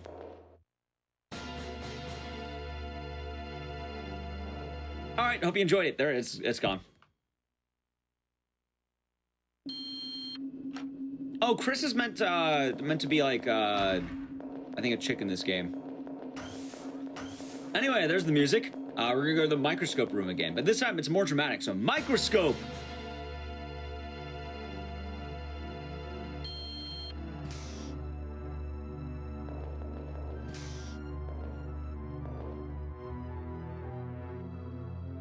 And then we're just gonna hide in here because we learned earlier that there was a hiding spot here. All right, we're gonna learn a bit more about the plots, about the CDC. There's some weird stuff going on here. Hey, look, it's John.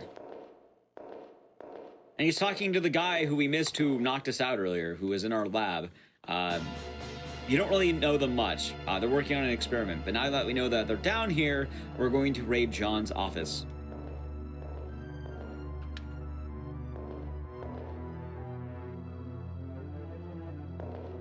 That's all we need to do for that. Just go to the office. That's the whole reason we did that. Now that we know the chief is no longer in his office, we can now steal the chief's things.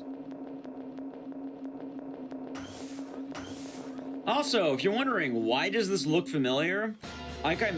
Door. Like I mentioned, yeah, this game is based on the Japanese Ringo movie, and the comics and the manga, TV show, movie. It's a lot. It's weird. But this is actual Ring lore. It's actually weirdly accurate.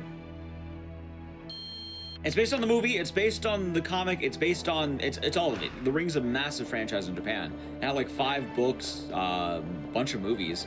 And even recently in 2016, I think, they made a movie called Sadako versus Kayako, which is the Ring versus the Grudge. I don't know how they'd be fighting, but I think it's more of like a hunting thing. I think they're competing. Anyway, we're gonna go to the chief's office right now. And some people asked, hey, this is the Ring. Do we get to see the movie? We can. And I think we will.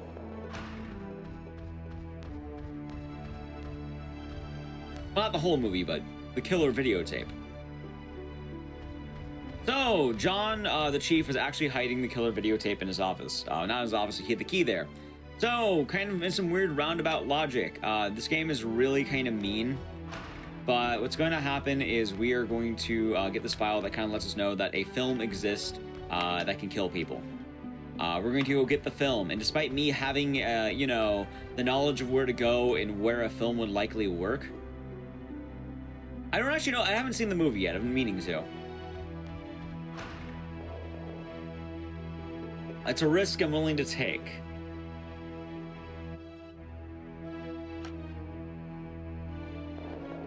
Anyway, let's go here really quick. Back in the reference room. In this little cabinet, there's the film. That is the killer videotape. It is the actual one. And Meg wants to watch it for some reason.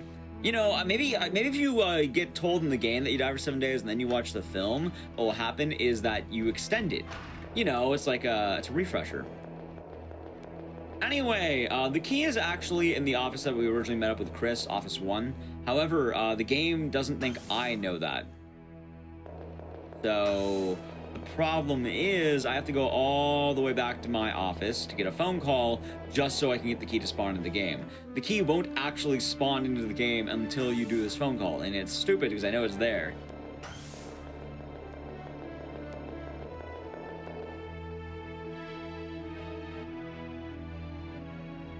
So there we go. And apparently there have been a lot of honks in chat. There's the phone call.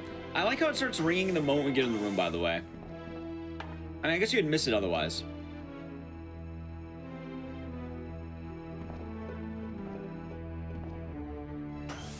Also, hey look, Lucchino's back!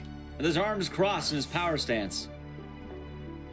By the way, I want to mention that Lucchino's been really good the whole time at trying to, like, I guess, get rid of Meg. But apparently, Meg could just run away, and she just learned this. Lucchino won't actually chase. She'll just run away. He won't ever catch us. This isn't a chase. He just doesn't think to look for us. He thinks, well, I guess we're too far. He's gone now. Anyway, right now we're going to be going back here. This is going to take us back to the first floor. 7 honk. Oh, God, no. Not 7 honks. Imagine every day that passed from Sadako's hell, you ended up hearing a honk. All right. Oh, God, it's dark. There it is. I think it rings infinitely. All right. So right now, like I mentioned, we're going to be going back to Office 1.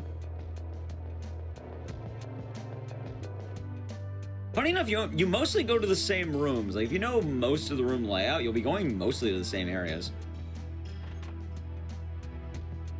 Hey, look, look, there's Chris. She must have important dialogue. No, she doesn't. We don't care about her. We just care about this key. We're going to ignore Chris entirely. Say goodbye to Chris. She is no longer in the game now.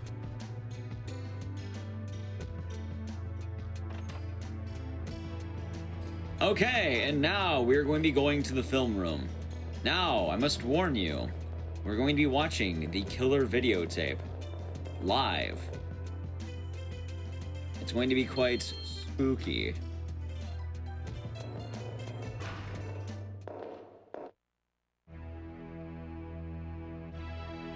We're back.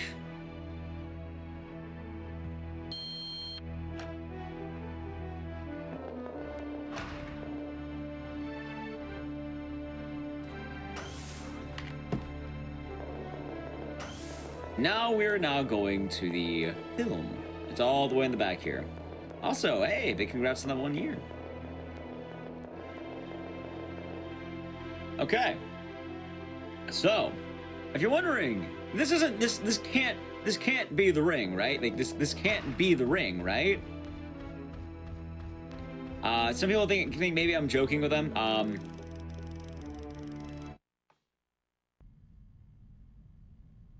It's straight up the actual tape.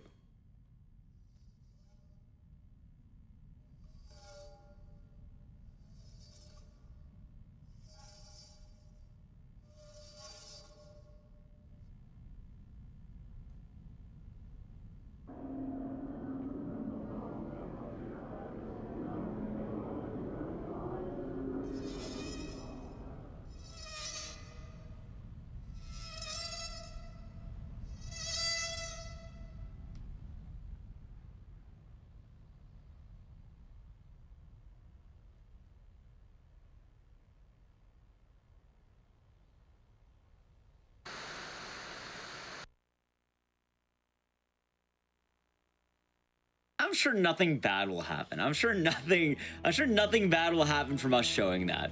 Yeah, it's the actual tape. This is based on the Japanese Ring movie. I'm sure nothing bad will happen. It's nice knowing everyone.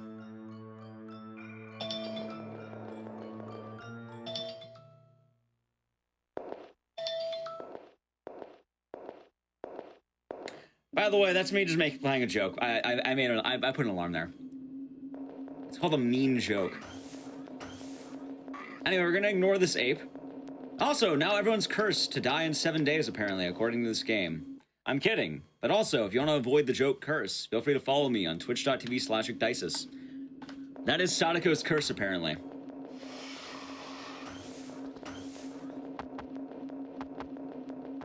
Also, hold on. It's dark.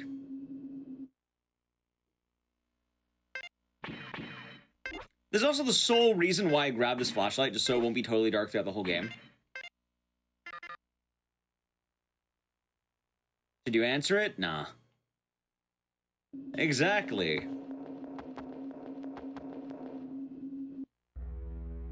It's powerful stuff. But yes, well, I watched the movie. In order just to survive, you have to send the GDQ stream to one of your friends in the next 7 days. If you don't, what will happen is you will hear a honk. A singular honk. Anyway, actually back to the game for a moment. We now have a mission. The mission is we need to kill the next boss.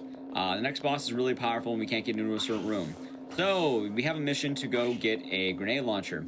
Funny enough, the grenade launcher was always in a spot. Hey, good timing on the drink there. I do want to say, I've been surviving. I've played this game plenty of times watching that video, and I've survived so far. It was a spam caller. I mean, in fairness, it's practically the same. Not the honk, the honk.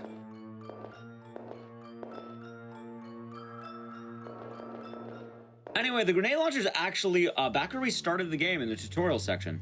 So funny enough, the game wants you to find both a grenade launcher and the ammo, because the next boss is actually pretty tough. I'm not even gonna lie about that. Like, this isn't a haha, it's a gas. No, this is actually going to be a rather tough fight. However, it doesn't have to be. So, Possum found that you only need the grenade launcher. The game will allow you to fight the boss as long as you grab the grenade launcher, meaning we can actually skip the ammo grab. Meaning, all right, I'm fighting a hard boss, what am I going to be doing? Because I don't have like normally you'd be using 4 grenade shells. I don't have that, I only have 1.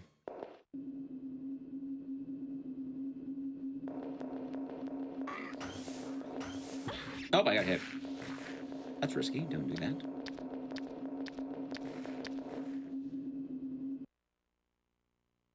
Well, yeah. Right now as well, I'm gonna equip the shotgun.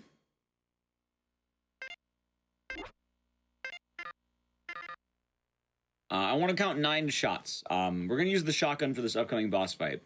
By the way, I bet you're thinking, okay, we had the regular apes during the fights. We had the gorilla for the boss. We have another boss coming up. What's it going to look like? I bet you're wondering, what's this going to look like?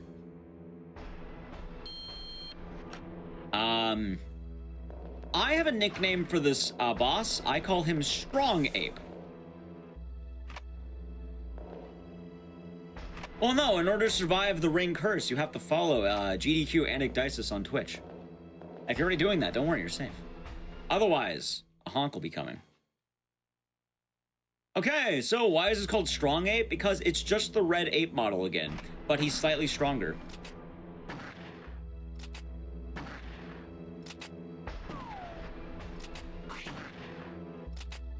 That is why. That was a Trina. Hold on.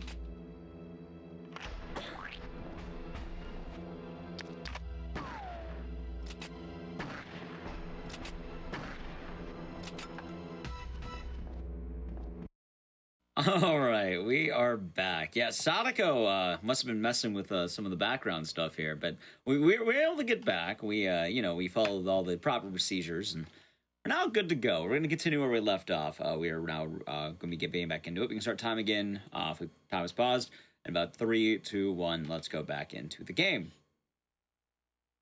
Right now, we're kind of presuming back. We just beat the boss, and we're going to do a little trick. We run into this wall, we walk back. By doing that, I'm going to be able to run past that lizard. We're going to be doing that a few times throughout the run. So it all works out. I will say right now, it was not intended. Sadako is messing with some of the settings in the background. I know it makes it sound like I'm joking, but it's just more fun to say it that way.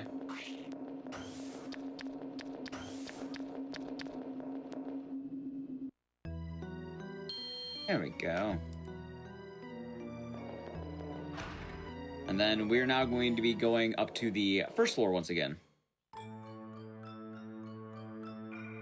Is this the real? Yes, this is the real me. I am live, although chat might be pre-recorded.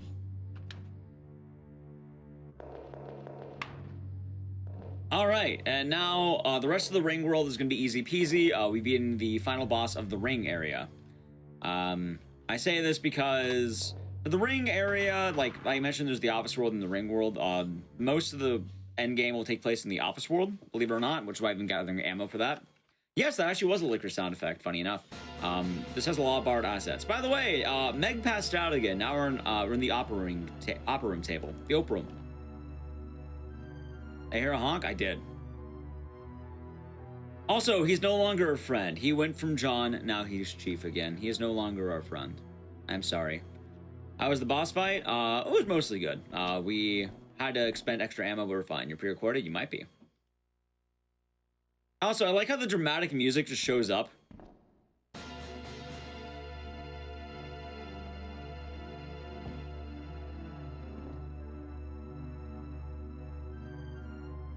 Exactly. So just enjoy the dramatic flair of this. No, we beat the boss. Wait, like when the internet died, you already beat the boss. Trust me, I don't know, my safety save is like beyond this, unfortunately. So I'm happy I don't have to go to that safety save. You still have to go back to that whole area as well. Enough about the virus. Let's talk about the virus. They're not just talking about the virus the whole time and going like, don't talk about the virus, but you're talking about the virus. You need to stop just throwing in the word virus every time.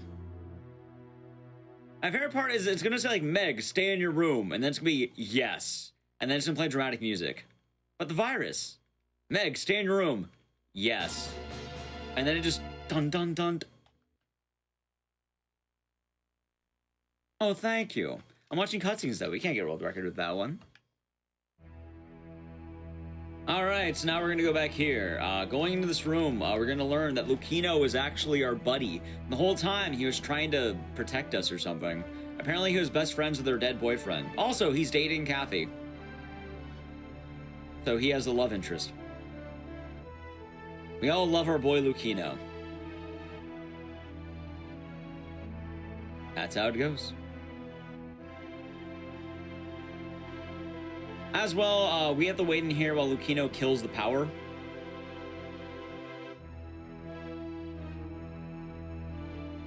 So we're just going to play some video games.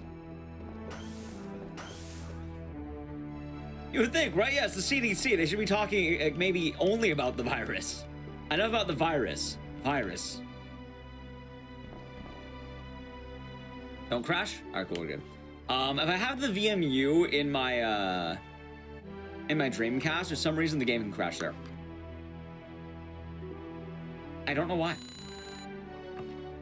Don't worry, nothing bad will happen to Lucchino.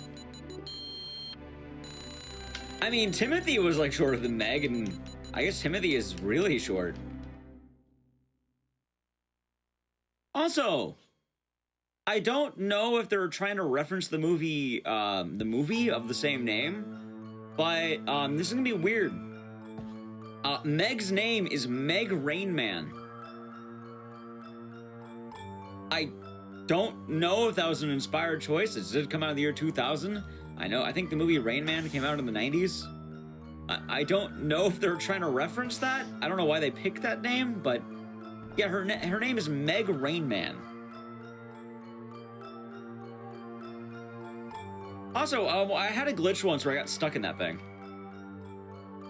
You can soft lock the game if you just mash too many buttons here for some reason. Anyway, now we're hitting the end of the game. Believe it or not, enemies aren't really going to matter as long as I'm not being dumb. We're going to be following the next character, Shizuko. No, not Rayman, like Rain Man, like Rain. Also, look, Strong Ape's cousin, Weak Ape, is back.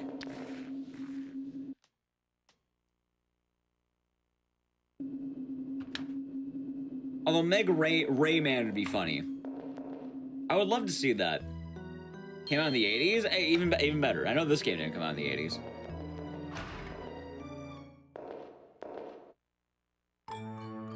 So. We're now going to just be following, quite literally, just cutscenes. We're gonna aim at this little girl we're finding. She's gonna lead us just different areas, like a little ghost girl. We're gonna learn that this is Sadako's mom, apparently. You can barely see her because it's dark, but I'll try to keep the light on for you. You'll just kind of see her going to different rooms. And then you're just like, follow her, but it's barely anything, it's just expositional dialogue.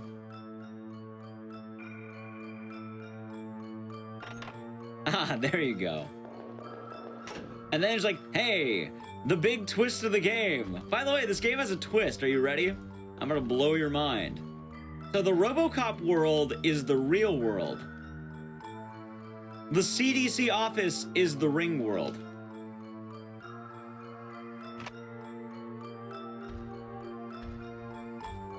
That is the game's big twist.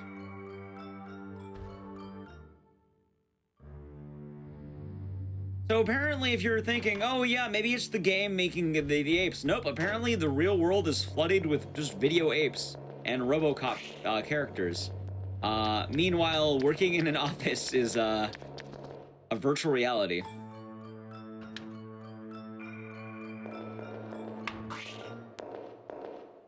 I think it's a neat fact.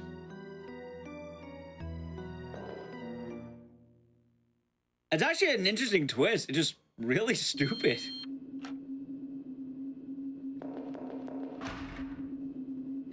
think this game does actually precede the Matrix, funny enough.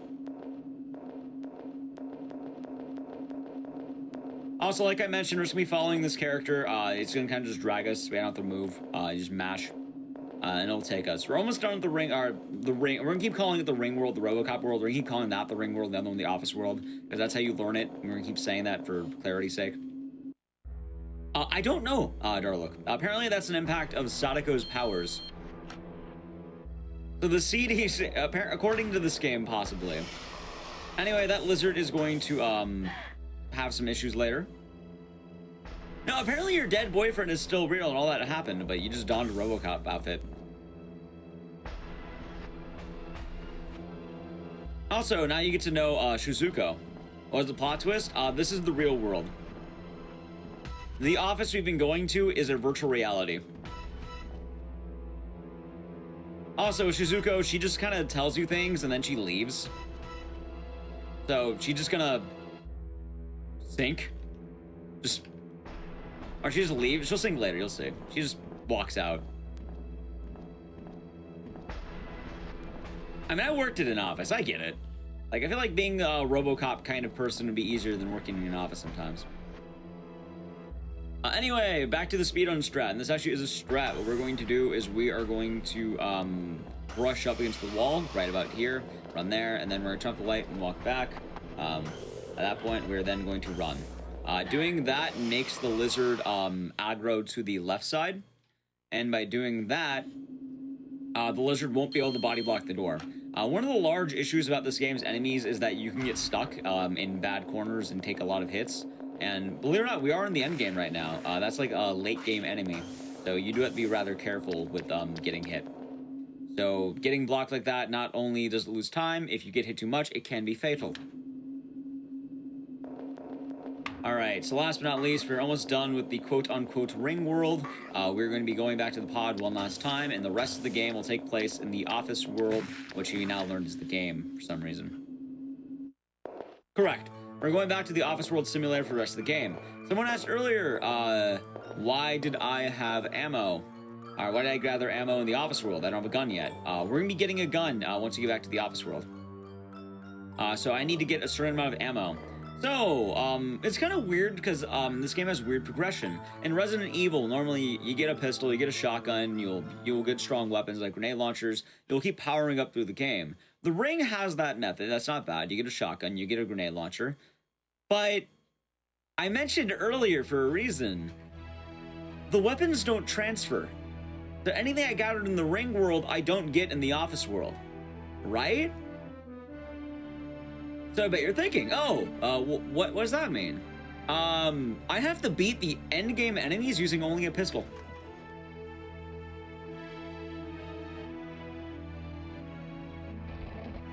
There's no knife, by the way. Even if I kept the knife and didn't delete it, the game doesn't give you a knife. Oh yeah, how could I forget to show you? If you don't have a knife, don't worry, you can still do melee combat. It's this pathetic shove. There's also this high slap and a low kick. Meg is a fighting game character. She has high, mediums, and lows. How could I forget to mention that?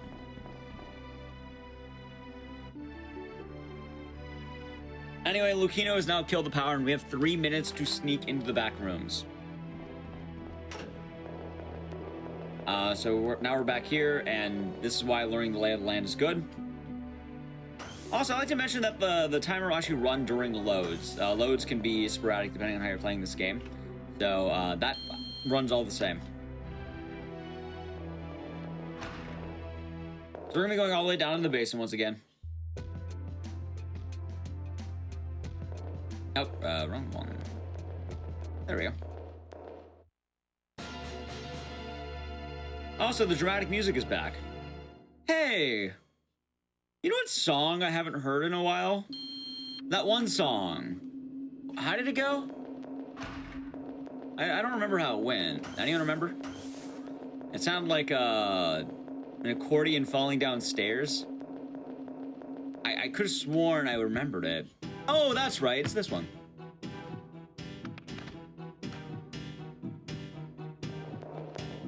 So So now that we're back here, we're gonna be entering the next portion of the game, and we're gonna learn what dark secrets the chief has been doing.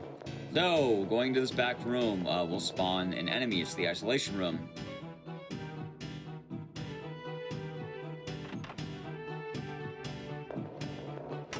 The gun we picked up has 10 ammo in it. We're going to be doing one of the only speedrun tricks of the whole game, by the way. We're going to have this this fellow here, and we're going to look away for one moment, and oh, hey, wait a minute. He is actually a gorilla. I can't believe it. It was in front of me the whole time. I didn't even see it. I can't believe he was a gorilla the whole time. Oh, yeah, it's a Metallica song. That's right. That's right. Anyway. He dies in 5 shots. He's really weakened since our last encounter. Now, the trick is I go up to this, I grab ammo, and then after this, it'll throw me into the cutscene, which puts me back on the beginning to the door. Now we get to talk to Shizuku. That is really the only major, like you know, sequence breaking or anything like that, or actual breaking of the game that we can do.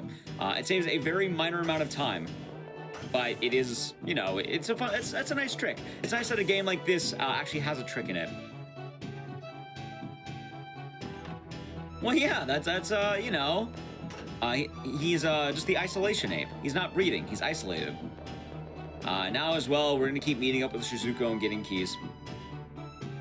Also, given the estimate, I'm fairly certain we'll probably make the 125. So, I'm gonna show you guys an extra little scene that's kind of stupid. Also, here's Shizuku once again. Her conversation was getting shorter. It's not like, all right, Meg, you gotta do it. And then she just, bye.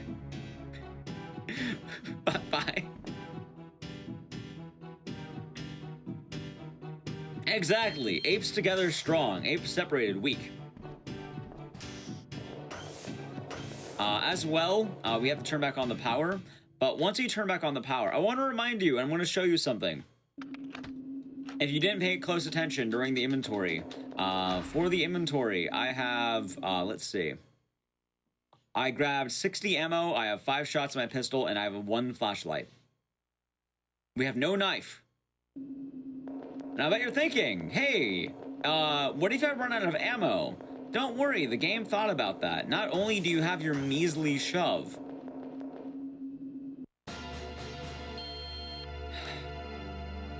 once you get the generator, you'll see what I'm talking about.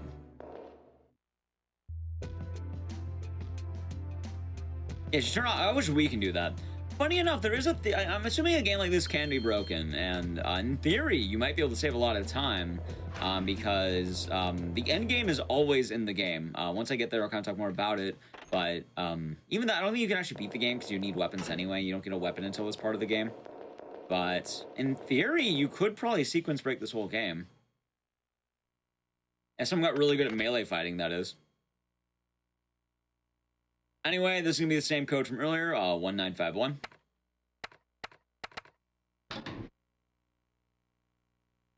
I've only ever found the music on YouTube. No, the slaps do a very measly bit of damage. So if you're wondering, oh, what would you do if you needed a melee weapon that wasn't slapping? What if I wanted a knife? Don't worry, the game thought about that. So, I can go to the boss, or I can give you a bonus cutscene. This one's on me. Enjoy the bonus cutscene.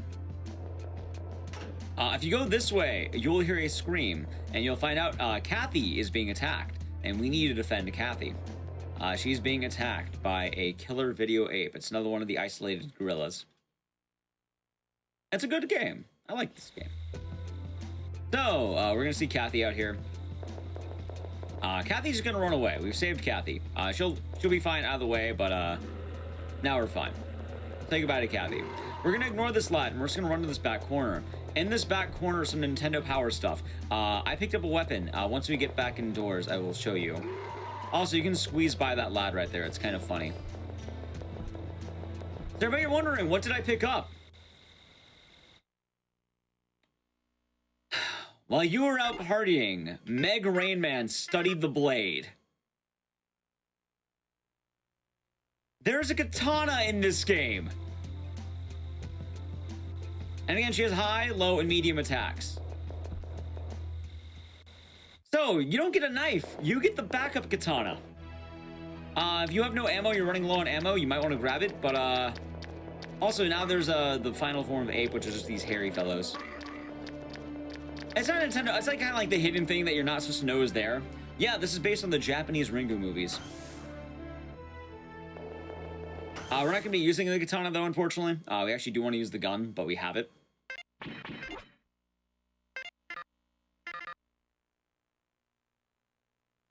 If you run out of ammo, use the katana. That's what it's a backup katana. Originally, we actually routed that in, but we realized having 60 bullets was enough for the whole game.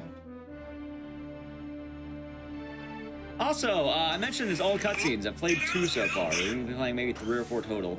There's not a lot of cutscenes in this game, which is why it's kind of an easy thing to throw in.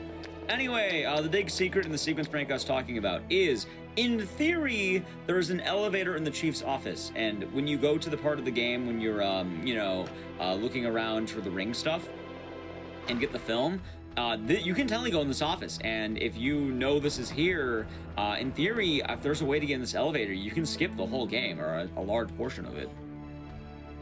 Because it's an actual room. It's not like it's a cutscene. Like, I have to enter the room and push the button.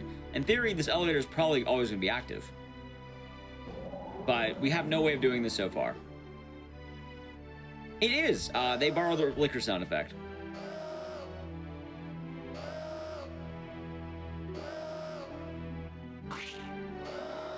Anyway, there's this lad again. We're just going to 5-shot him.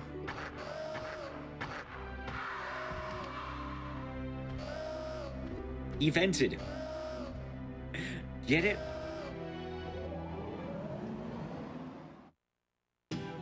It is. It's based off the Ringu movies, the Japanese ones. Oh, you'll see, Ryan Winters. You'll see. Anyway, the next cutscene is, if you ever wanted to show anyone the ring and kind of just have a quick explanation, also the song's back until the cutscene. Enjoy!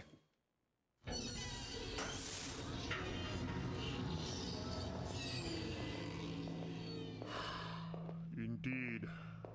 I don't know why you and Robert want to have it your own way.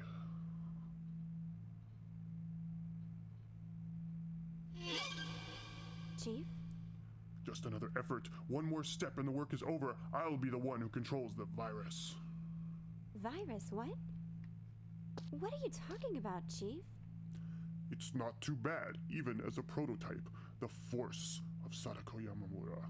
The force of the curse. Who'd ever imagine how powerful the force of the curse is?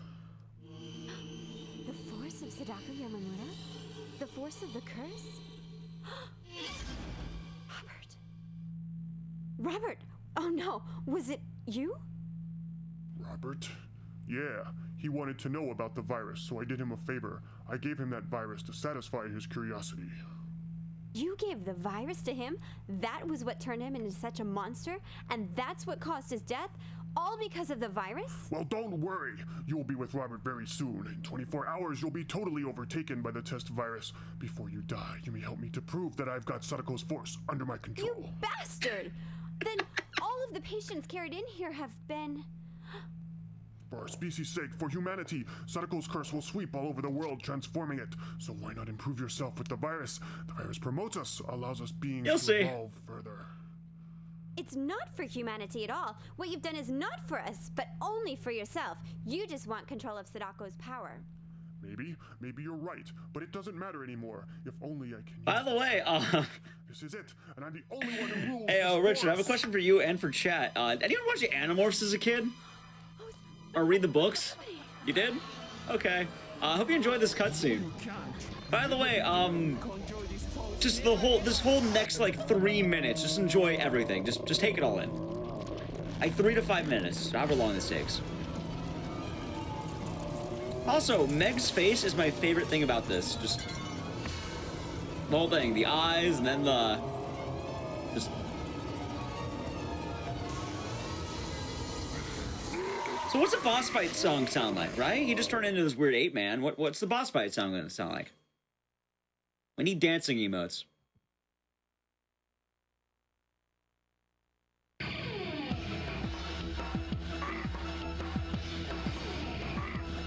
So, the boss fight, we're going to run on the other side of the table and just shoot him. This is a manipulation I found. You want him to run in the table he doesn't understand? Also, just enjoy the guy slamming that one key. There's two methods of doing this. There is a safer strat where you shoot him in the leg and then you can have free reign on shooting him. But if you go around to the side of the table, you can shoot him on his belly. You need that weird wheezing sound to do damage. If you hear ricochet, you hit him in the skull and it does no damage. You need a bunch of wheezes. This also might be the greatest song we've ever had. Oh, it's dead, by the way. I guess the song comes afterward. That song. So what do you think?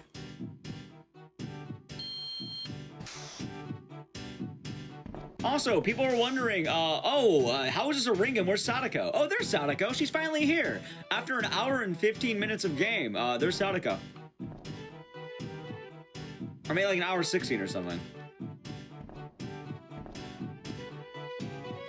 Oh, wait. Oh, she just said sky, and she left. Well, Sadako's gone. Well, at least here's Shizuko.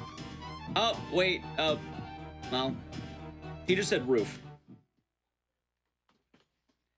Sky. So there's her one contribution. She said the word sky and then left the room.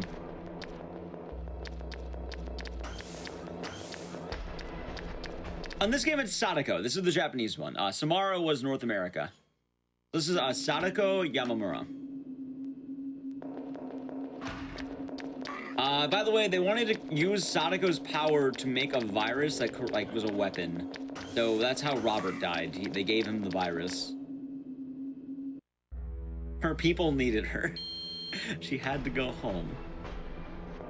Also, given that I do this for a lot of the other runs, for the shoutouts and all that, I do want to give a quick shout out to both Pa-sama and Suzuka for a lot of just assistance in routing this game, and kind of just helping me know about this game in general. If it was not for those two, I would not have the same knowledge in this game. So, yeah, I do want to give a special thanks to those two. Anyway, there's gonna be a song coming up, and I hope you all enjoy this song. This is the final boss music. It's this one. It's like a lounge theme. It isn't bad. It is really weird that's the final boss music. For safety, we're now going to be grabbing a lot of the resources in the room. This is how you can tell it's the final boss. They give you a lot. Yep, it was all over the, the media for Ringu stuff. The anime, the TV show, the manga, all that jazz. Apparently there's a lot. According to the back of the box. That's where I get this information, by the way. So now, we're on the roof. And... Remember how, Sadako's whole gimmick is that she kills you in 7 days with the killer videotape? Yeah, this game didn't think that was cool enough. So...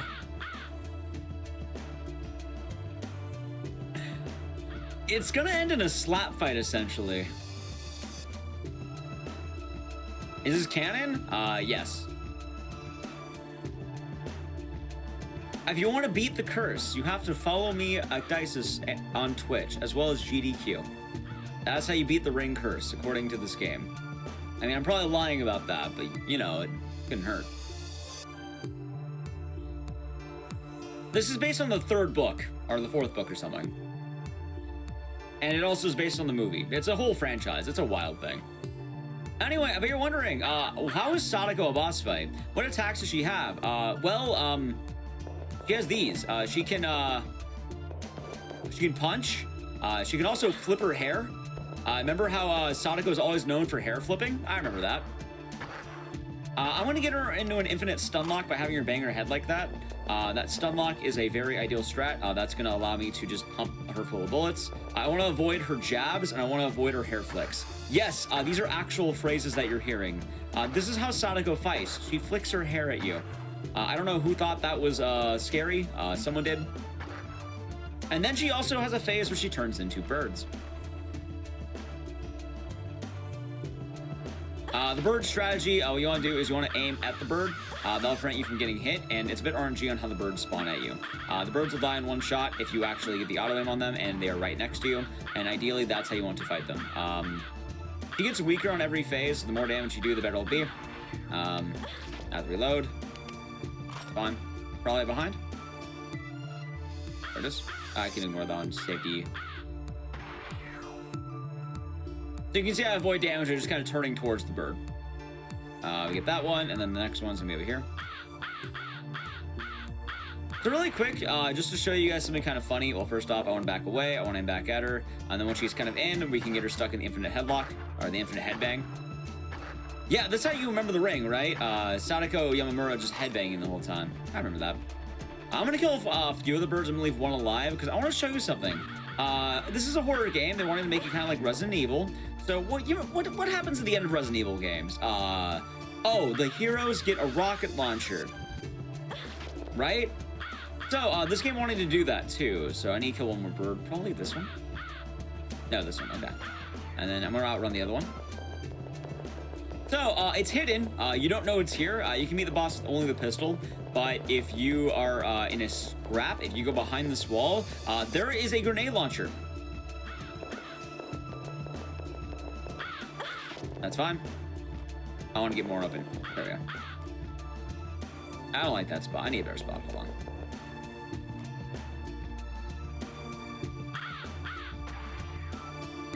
Okay, as well, let's use a healing jelly. She has a vacation, and then she'll come. Also, we're better. She has a vacation, and then she comes to your house, and then hair whips you to death. Okay, so we're gonna fire a grenade at Sadako, and it's just gonna end a phase. Already whiffed it entirely. All right, doesn't do anything. I whiffed it entirely. You only get one. You can miss that. You know, that's funnier. It's funnier that I whiffed it entirely. If you hit her, you just end a phase. You don't end the boss fight. You just end one phase.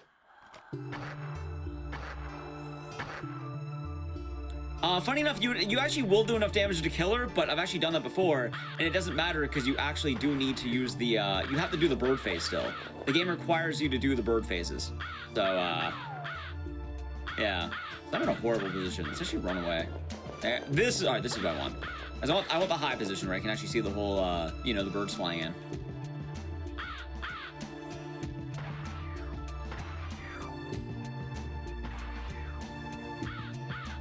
All right, time is coming up, by the way. When you hear the blood-curdling scream, that's time.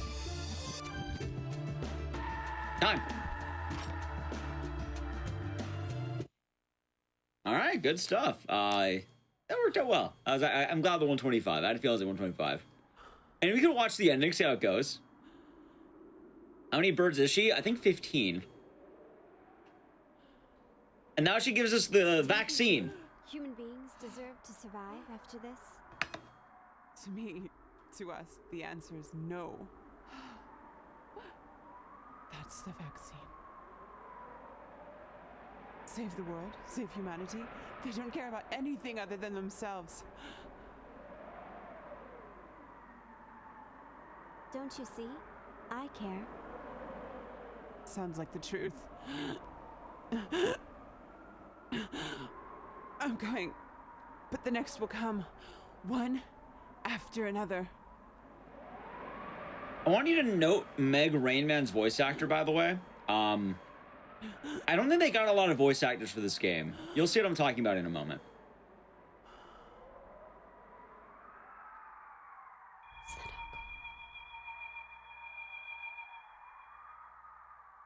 Make every fight to kill each other until everybody's gone. The vaccine announced to cure. So she's also the radio announcer for some reason. However, She's the radio alert, and she's also her. Are not waiting for their ration and have started rioting. A large number of fatalities and injured due to such riots have been reported all over the country. Killing. Until everybody's gone. There's the ending. Apparently, Sadako took over Meg, or something like that. And apparently humanity rioted over vaccines because they wanted to not die in 7 days. There's the ending. That's the game. That's the Ring Terror's realm. That's it. I don't know. I don't know half the game's story. I don't know why they made these decisions. But yeah, I hope you all enjoyed this game. This is a very beloved trash for me, and I love it. Despite me ribbing on the game, I actually really do like this game. I actually looked up information as well. Funny enough, Meg Rainman, the character, or the voice actress, she's in the video game ARMS. She plays the clown chick. So, fun fact, you can hear her in that. So, regardless of that being said, or I should all that being said, I've been Icdisis. I'm also the show host, so I'll be back in a moment with that. But if you did like this, you can check me out on twitch.tv/Icdisis and in plenty of other forms of social media. You can find me under the name Icdisis, like Twitter, Instagram, stuff like that. So, anyway, that being said, we do have our ending here. We're going to be right back with one more game for the rest of the night. We're continuing on to the theme of movies.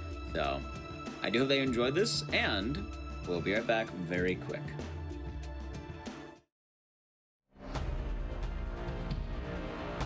All right, we are back from the break. Hello, everyone. So we survived Sadako's curse. I know we ran into a bit of the whole 7 days and all that. Hopefully, we'll be back. We'll be back in due time. I think we'll be back in, well, maybe not 7 days, but next time we're on. But either way, for the last run of the night, we're going to be going into a horror franchise I like a lot more than The Ring. The Ring game is kind of rough. The next one's pretty fun. It's a Konami game, believe it or not. We're going to be doing Saw the Game by Jewhorse. Take it away. Hi, my name is Jewhorse. Welcome to Saw the Game. Most people do not know that Saw had a game. I mean, if you do know about Saw, it's the franchise from 2004, where people get to escape from an escape room kind of thing. But yeah, there's a lot of traps in this game. But yeah, Konami actually released 2 Saw games. This is the first one, and then there's another one that's called Saw 2 Flesh and Blood, but we're gonna play Saw, like the first one. So yeah, I'll explain a lot in the story or the lore of this game, but basically this game is like in between Saw 1 and Saw 2. Yeah, it's kind of like in between Saw 1 and Saw 2. This game came out in 2009 though. So yeah, I hope time is ready. 3, 2, 1, go. All right.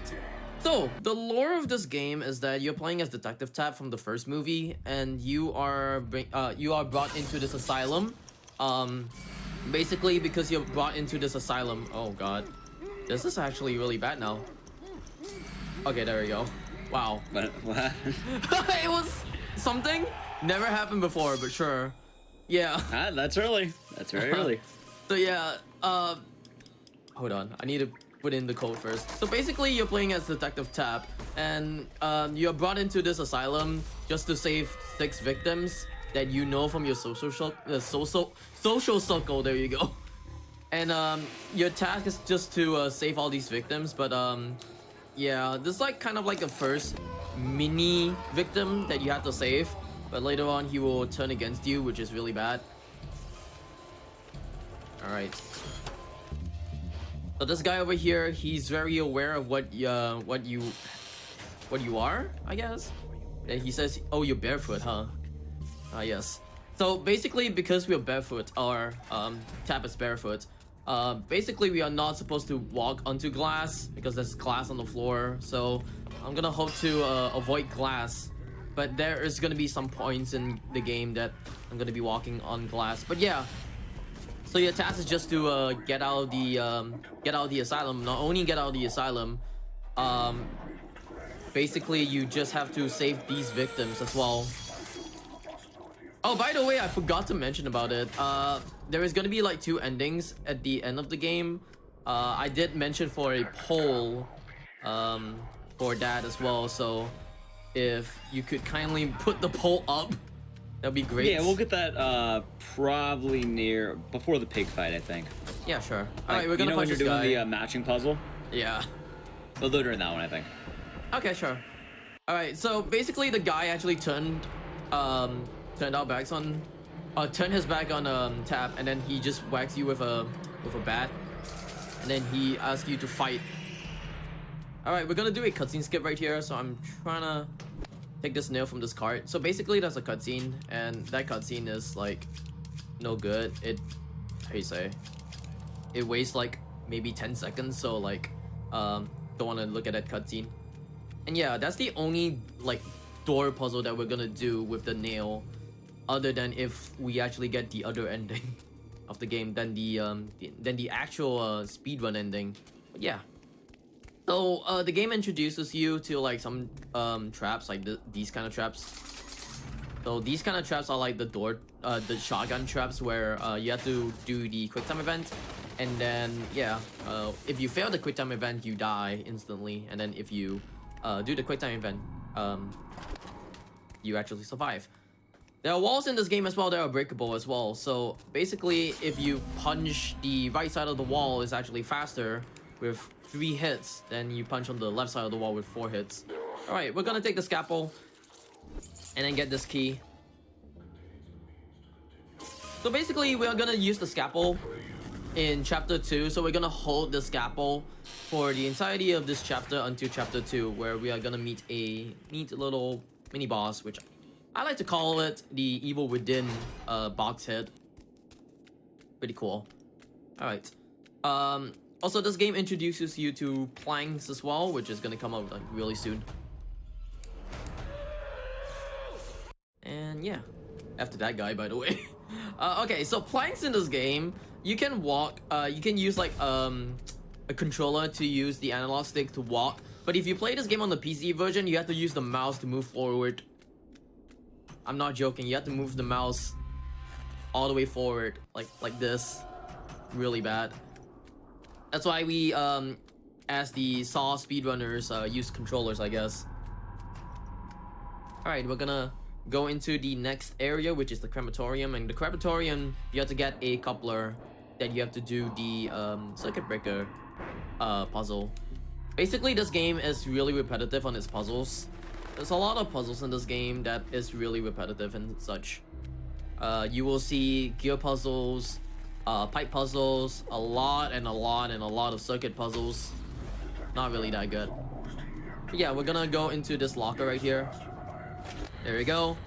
Basically, this puzzle is that if you turn off the lights and you align yourself to see an outline of a gun, you go to that locker and the locker of the gun, and you unlock that, or you open that up, and then it gives you like a coupler.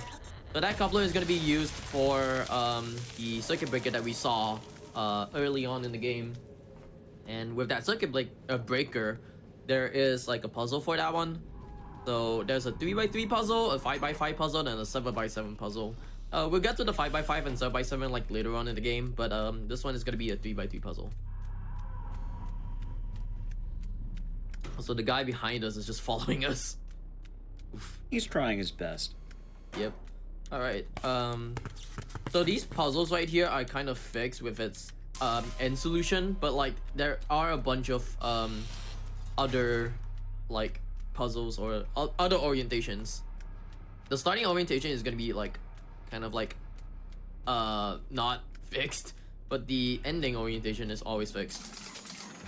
But you get like RNG for the puzzles. It's like 6 of them if I'm not mistaken, so yeah. Alright. Right now we're gonna go into our next little skip right here. I don't know why you call this a skip, but sure. So basically this guy is gonna like bust through the door, and then you're supposed to use that barrier right there, but we're just gonna go into this door. And then we completed the segment. Alright, we're gonna go into a puzzle room right here. And this puzzle room, I don't remember what to do with this one, but you're supposed to find like numbers, I think on a TV if I'm not mistaken, and then key in the code 579. If I can actually yeah, thank you. That's really slow, but sure. Oh, I should mention about this, all the keypads in this game are kind of fixed with its numbers, so you can actually memorize all the numbers in this game and then you can just key it in. Alright, we're gonna save our first victim, which is Amanda. By the way, if you do know about Amanda in this game, or in the movies, basically Amanda is in Saw 1, 2, and 3. She was in the reverse bear trap, and then afterwards she was a like player in Saw 2. Then afterwards, one of Jigsaw's apprentice in Saw 3. So yeah, there's that. Alright. Hello, Amanda. Alright, so we're coming into our boss level. Every single victim has a boss level. And this one is Amanda's boss level. I need to look at this thing first. Oh, we got the bad RNG. Basically, you need to maneuver the the colors into the individual vials. So red goes to the left, and then blue goes to the right. You can get 6 patterns. I got the bad pattern, which is red, red, blue, blue. because if you go for double red, double blue, you have to add another red to a filled up red, and then the blue you can just do it normally, but like you have to repeat the red again so that it will get all filled up. Basically, you have to just fill up the vials, all the different colored vials, I guess. I'm just gonna do that for now. Because why not? Alright, cool. Alright, this is the second phase of it. I need to concentrate on this one. Basically, it's the same thing, but like you add like another extra thing.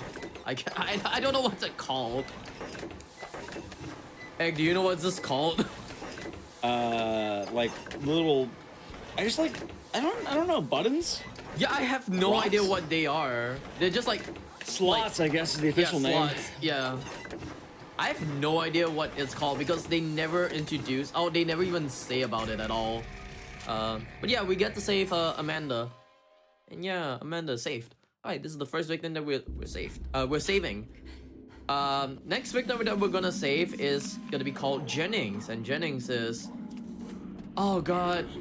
I don't remember who Jennings is, but I think he is like a forensics guy, if I'm not mistaken. I don't remember if he's a forensics guy. I'm trying to remember everyone. One person was Amanda. The next one is like, I think one of them is a reporter. Yeah, a reporter is Oswald. Oh, that's Oswald. Yeah, that's Oswald. You think you're right, forensics. And then yeah, so Jennings is the forensics guy. Then you have like people like Melissa. So Melissa is Detective Singh's wife, and if you know about Detective Singh in the first movie, Detective Singh is actually Detective Taps' partner. And then you got Oswald, which is the reporter guy, and then you got Obi, who is the masochist. And then you got Jeff. I don't remember who Jeff is actually. Oh yeah, by the way, fun fact, actually, you actually ran this game on the GDQ hotfix as well, like about 9-10 months ago. Yeah. So and to my knowledge, I do not think any new tech was found, but I do like this game. New tech. I love this game as well. This game is like one of my favorite speed games.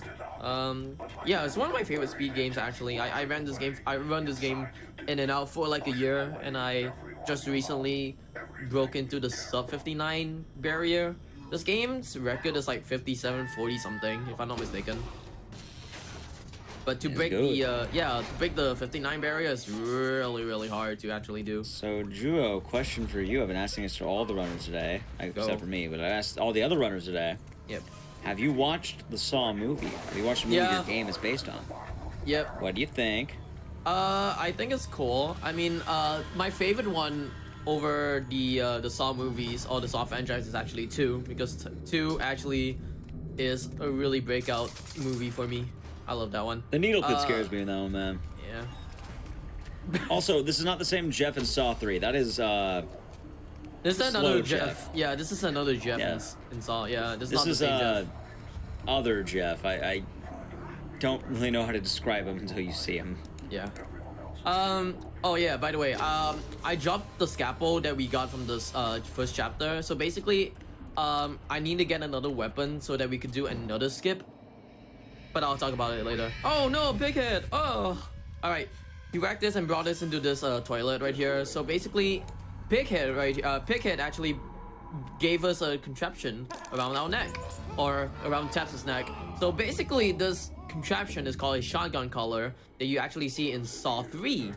Basically, what the shotgun collar is, if I can explain about it later on, because there's gonna be a guy who also has another shotgun collar.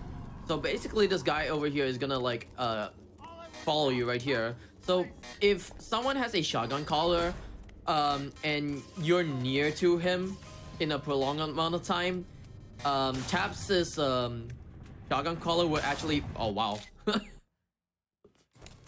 First time I missed that one. Basically, your shotgun collar will actually beep a lot faster than your other person's one. Alright, but here is the thing. If you're actually far away from him, his will actually beat faster. And let me actually get this one. Alright, cool. sometimes the prompt doesn't even pop up, or like it pops up but like it doesn't like activate it. So there's that in this game.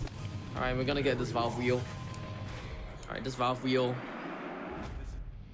is going to be very useful for turning off the steam. But yeah, all right, we're gonna avoid these two guys. Bye. All right, we're gonna take this mop handle. This mop handle is gonna be used in like the skip, but there's like two skips in this game. One is the steam skip, and then the other one's the cage guy skip. I have troubles with the cage guy skip, but I'm gonna hope that I can actually do the steam skip easily enough. All right, but upcoming to the next circuit breaker puzzle, which is right here. All right.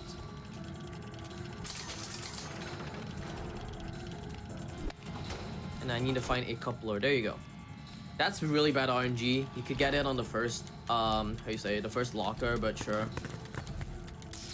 Alright, cool. Alright, so because I have this mop handle, I'm just gonna drop it. Yeah. So that mop handle is gonna be used later on, and we're gonna be getting back the scalpel that I kind of dropped just now. Wait. Oh, I forgot. I forgot about this. Because I died, right? I had to get a backup scalpel. And the backup scalpel is going to be on a guy that's going to be upcoming. So basically, if you die in this game, if you drop an item and then you die, the item is going to despawn. So I had to have like a backup strat. Luckily, there is a backup strat for this one. So if you go towards this next guy right here and punch him to death, you get the scalpel. And it's gonna be a little bit easier for me, I guess. Alright.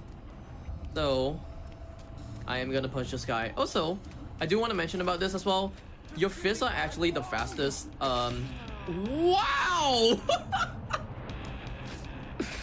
That has never happened before. Yeah, we're getting that a lot today. Okay, yeah. Well, we're gonna punch the guy, I guess. Or okay. You know what? I'm just gonna do the skip right here if I can actually do the skip. I'm just gonna heal up. Yeah, this is not going into my favor at all. I practiced this like a lot of times, and yeah, hopefully I can do the skip. Yeah, there we go. While you're doing that, I just want to note the fact that we somehow managed to have 3 games about punching things. Oh like, yeah, this game true. has boxing. Nightmare on Elm Street had boxing, and Alien vs Predator also had boxing. The only game, I mean, The Ring has that weird little slap, but like, on all the games, you're predominantly punching things. That's kind of wild. All right, so I did want to mention about the skip. So basically, the skip, you have to pass through the steam. Basically, on how the skip works is that there is a little gap in between the steam and the wall, so you can kind of like go into the steam. But the initial puzzle is that you have to complete the whole maze by just turning 3 valves, if I'm not mistaken, and it's like it wastes like 2 minutes. All right, this is Boxhead. Unfortunately, we don't have the scalpel, so I had to punch him. But basically, the scalpel in this game, right? So if you use the scalpel, it actually hits the box head like 95% of his health. And yeah, this is the pipe puzzle. Pipe puzzles are going to be very random in its orientation as well, but the end result is actually mostly the same. So yeah. All right.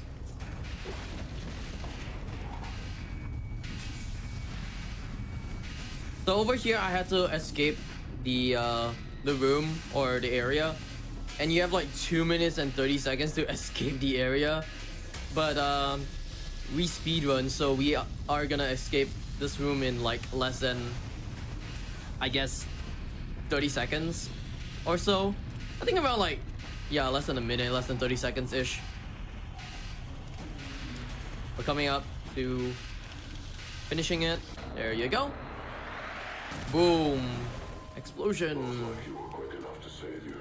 All right, we're gonna get this mob handle again. Basically, this mob handle is gonna be used in the next few minutes because skip.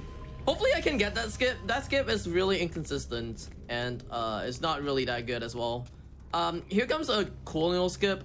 If you go to this wall and touch the valve, it teleports you, and then you can turn the valve. All right, cool. And I'm gonna hope that this guy actually comes. There's a guy right here. I might prolong myself in this area because he gives an extra health hypo, which is really good. If I could actually get him. All right, cool. He's coming towards me. All right. I'm gonna punch him to death again. All right.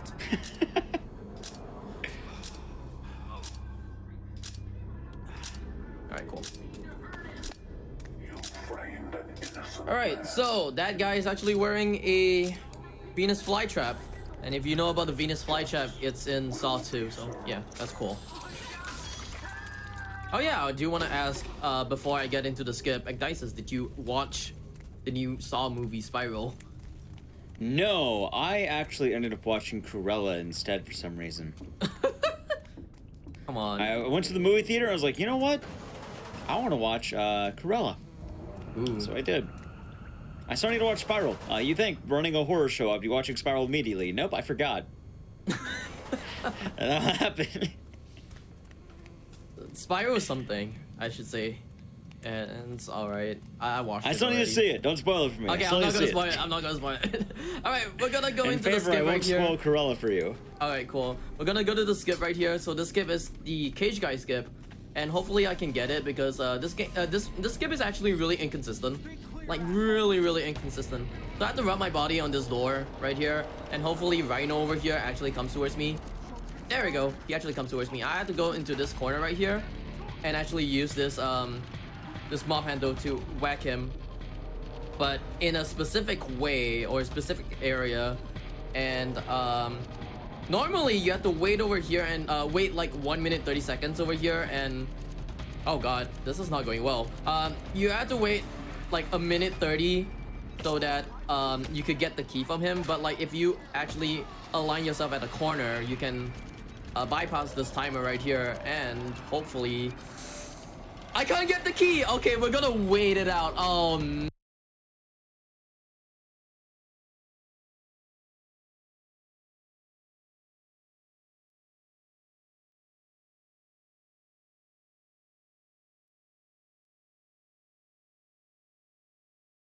no, he's not in an ideal position to actually get the key. So there's that. Oh wait, okay, I can get the key. No, do not poor Juho me. All right, so we got the key. Anyways, all right, we're gonna save Jennings. And if you know about this trap, this pendulum trap is actually in Saw 2, but we're gonna save him. All right. It looks like not only was Sadako fiddling with the plugs, but we also had Jigsaw messing with the plugs. Luckily, we're now back and we're ready to resume the Saw run with Juhorse. Juho, on your count, just let us know. Do the 3, 2, 1, unpause the game, and then we can go back into that. I hope Jigsaw is not in my house or in my room, I guess. Hopefully not. They cut me off. All right. 3, 2, 1, we're back. All right. I did want to mention about this part. Basically the puzzles over here. Oh god.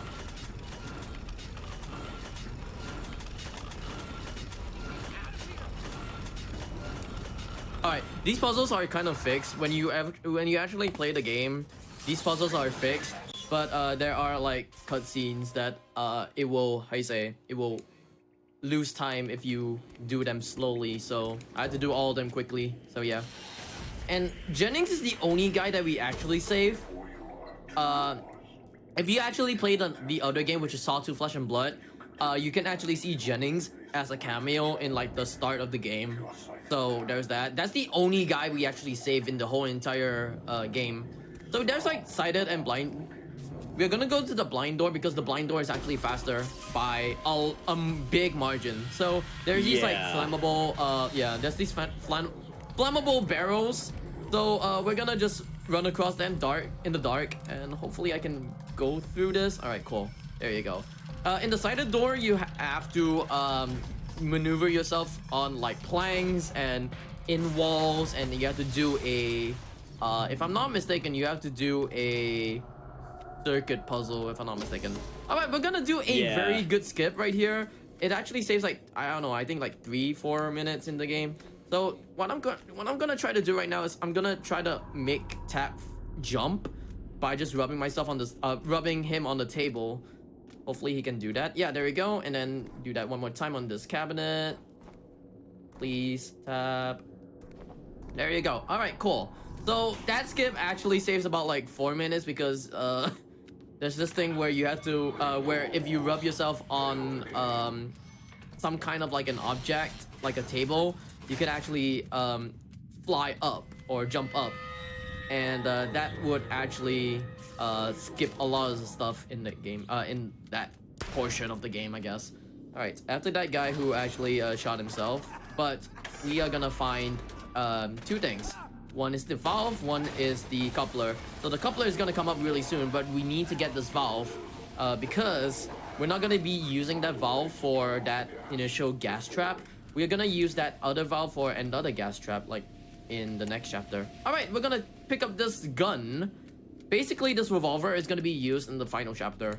So we're gonna hold it from this chapter to the final chapter of the game. And yeah, circuit breaker puzzles. All right, cool. Alright.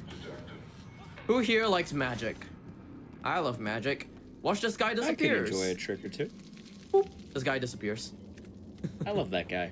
Yeah, that guy is a great guy. Alright. Hopefully I can retain my health. I'm gonna take this water bottle just in case, because it's kind of safety.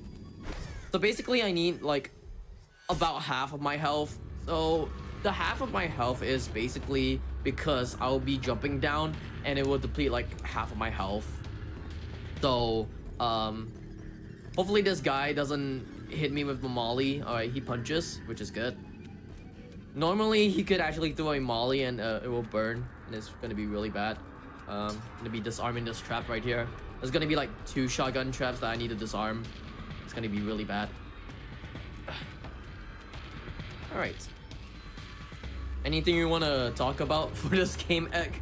Before I go into one of the rooms, what we call the patient room. Oh yeah, the room. I know the room you're talking about. Yes. Oh, we could wait for that room to talk about more stuff. Yeah, cool. All right. I know the room that's coming up. Yep. All right. So we're gonna pass by this guy and then we're gonna jump down. So, like I said, it depletes like half your health. Could be really bad, but sure. We're gonna get this key, basically the key.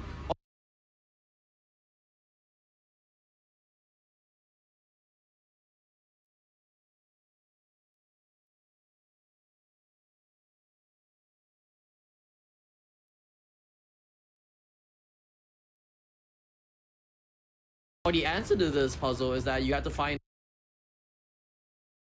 like the tombstone to your partner's death or something like that, if I'm not mistaken.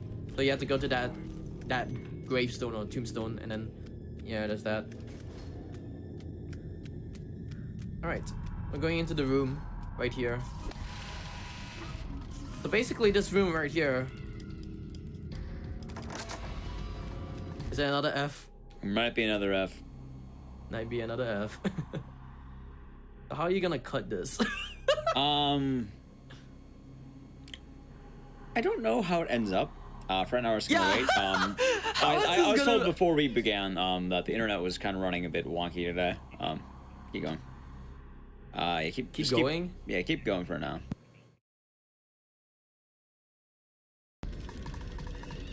Heck. I'm gonna lay down for a bit. You're gonna lay down? I gotta lay down because there's nothing for the next 2 minutes. We're Joe, just you gonna can answer questions from chat. Alright, well, yeah, I guess we can answer chat questions or stuff. When chat actually picks up, I guess, but sure. They're refreshing it. Yeah, cool. But yeah, what if you have anything to talk about this game? I know a lot about this game, but for the general thing, what got you into running this game? Well, let's go with that one. Oh, funny enough, I picked this up back in, like, I picked up this game back in, like, or the speedrun for this game is back in 2020, but I picked up this game back in, like, 2012 or 2013 when I was, like, 13 years old or something like that. I loved the movies, like, so much that I got into the game and I was like, oh my god, this game is amazing. And I watched a gameplay of, like, Saw 2 Flesh and Blood back in, like, 2013 as well, and I was like, this game is amazing. And then I played the game and I was like, well, 13-year-old me doesn't know how bad this game is. But yeah, I love this game, like, a lot. I love the franchise as well. It got me really interested into, like, escape rooms and also traps and such. Believe it or not, I love the one scene from I think it was, like, Saw 5 if I'm not mistaken. There's this scene from Saw 5 where, if you do know, like, the guy who's from Diary of a Wimpy Kid, Roderick, that same actor was in that movie as well, and then he was like, "You killed my father, you Saw 6. MF." Yes. That's Saw 6. Yes. All right. Which is your favorite Saw movie? I think Saw 2 actually. Saw 2, yes. Yeah, he's mentioned that earlier. Saw 2. Also, Yeah. it blew up. There we go. Yeah. All right. So we're gonna go through this hole right here, or this room, this toilet. Basically, it's locked from the other side, so yeah. Gonna put our hand into syringes again. Oh yeah, I forgot.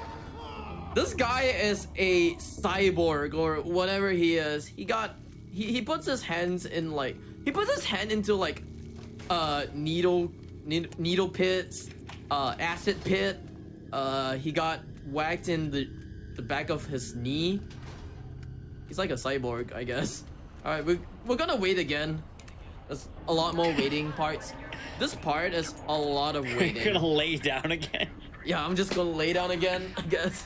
But yeah, you know, one day your chair is gonna break the back, and you are going to have to answer for your questions. Ouch. But yeah, this part, we're gonna wait for another 30 whole minutes. Actually, another whole minute, I guess, because you have to. No, how many? There's like 4 waiting points at this part of the game. So this is the first waiting point. This is the second waiting point. And then the third and fourth waiting points are gonna be like when you get around Melissa.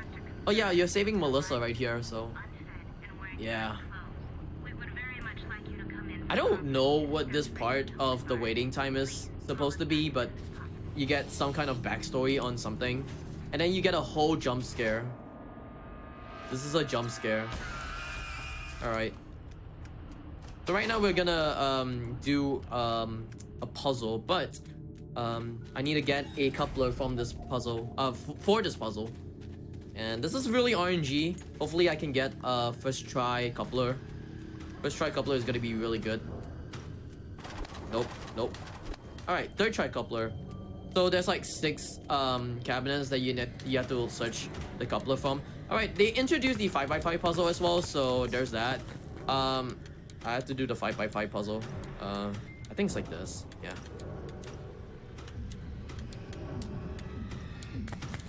Alright, cool. Alright, so I'm gonna open up and hopefully get this guy stuck. You're stuck forever. We're gonna get the key from there. You're supposed to punch the key, punch the whatever statue it is to get the key. But oh no, this guy escaped. Oh, well, we're gonna punch him down. Punch him. Alright, cool. So yeah, what you're supposed to do is to actually punch the statue to get the key. But if you have the gun, you can actually poke the statue and then it reveals the key. Which is a faster way of actually doing that. Alright. Now we get to go into this part. And this part is the explosive guy right here. So he has an explosive on his hand right there. But we're gonna punch him down. There you go. And then we're gonna get the gun, and then he's gonna explode. There you go.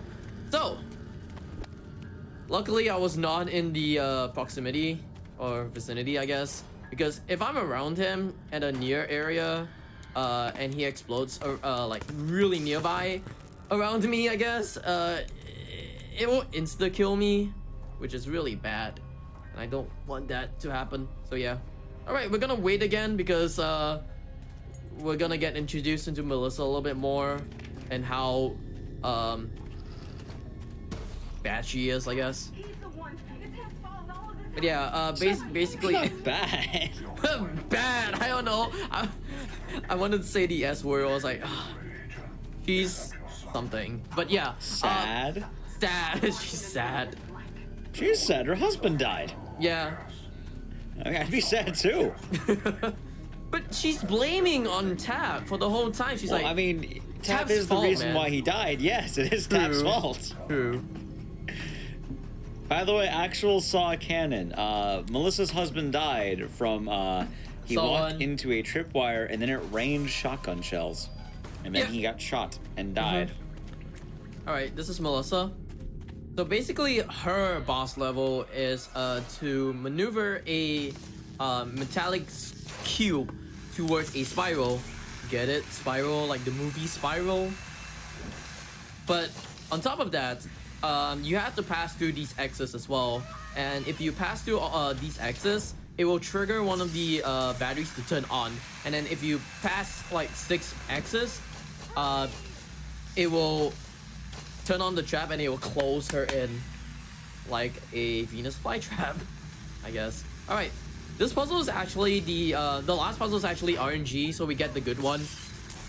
The other puzzle that we could have gotten is if you, I think it's like you had to pass by like 3 X's, but we had to pass by like 1 X for this one, which is good.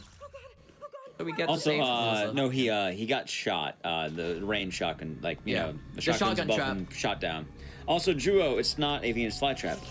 It is an old torture device called an Iron Maiden. Come on, you got no Iron Maiden, man. Okay, fine. It's an Iron Maiden. Classic metal band. Yeah. The Iron Maiden. All right. Melissa actually says goodbye because she doesn't like you, and then Jigsaw says this. You seem to lose friends fast, Detective. What is the message sinking in you? I guess. Aww. Thanks, Jigsaw, for telling me I lose friends fast. How dare Jigsaw reflect my own life at me? It's like, yo, you see these guys? You're losing friends. How do you feel about this? Sad. Right. We gotta do a cavity check right here. Cavity check. Look at his teeth. Funny enough, for an Unreal game, his teeth looks amazing. They're really straight. And white. You know, I'm wondering if there's any game that programs like characters with crooked teeth. I don't know.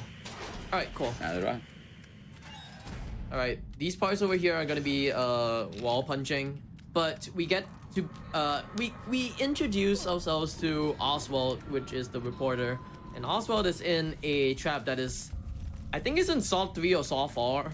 I don't remember. Wait, like your limbs, your arms and legs actually turn, if I'm not mistaken, 180 or 360 That's around. the rack in Saw 3. Yes. Okay. Cool. Yeah, that's I know the I one. saw it really well, by the way. I love this stupid series. I love. It's terrible, but I really love it. Yeah, I also love it as well, so don't worry about it. Alright, we're gonna say goodbye to that guy. He's gonna die anyways. I'm gonna turn on the lights right here. And it says Also, like really, 207, which is good. Yeah.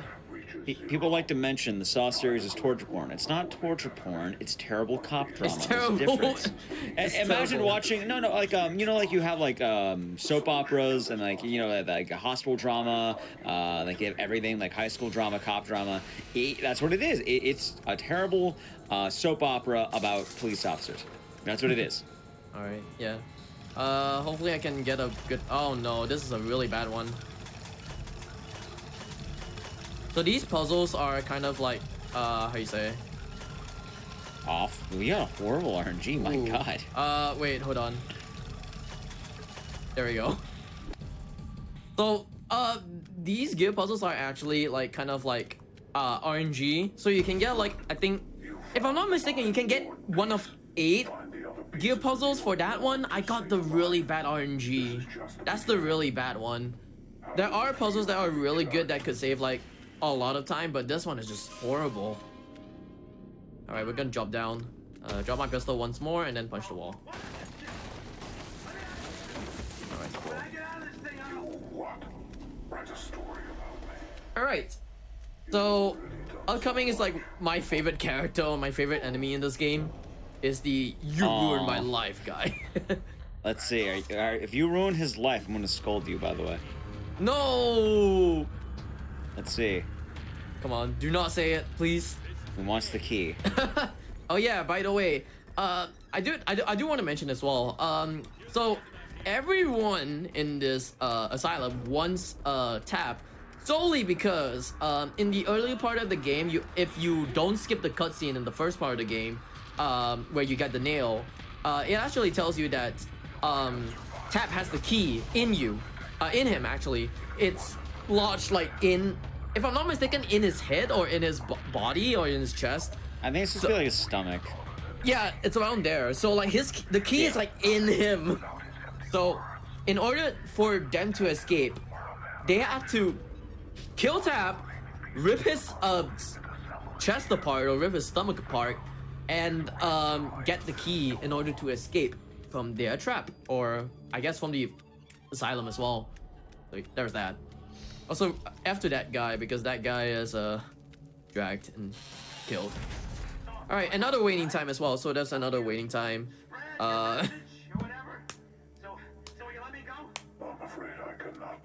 We get a little bit of lore on Oswald as well. Yeah, the cop that couldn't catch you. They cut him up and killed his partner. Does anything you want to talk about? I guess. I want to talk about how you ruined his life. No, I didn't ruin his life. He didn't say it anyways. He didn't say it yet? Yeah, he didn't say it yet. There's gonna be another guy who also... Yet. Alright. It said right there, I saw it on the screen, you ruined the man's life. Oh. Alright. So upcoming, we're gonna see two men fighting. And then, the reason why I have like full health at the moment, or I need to have full health at the moment, is because we're gonna drop down. And basically, if I drop down in a correct order and not die, I would have a little bit of health left, and also at the same time I do not need to use these ladders because these ladders are kind of slow. But upcoming we're gonna get another puzzle piece, and we have to do a jigsaw puzzle. Yeah, you wouldn't have like saw or jigsaw without a jigsaw puzzle. All right, so I have to key in this code right here.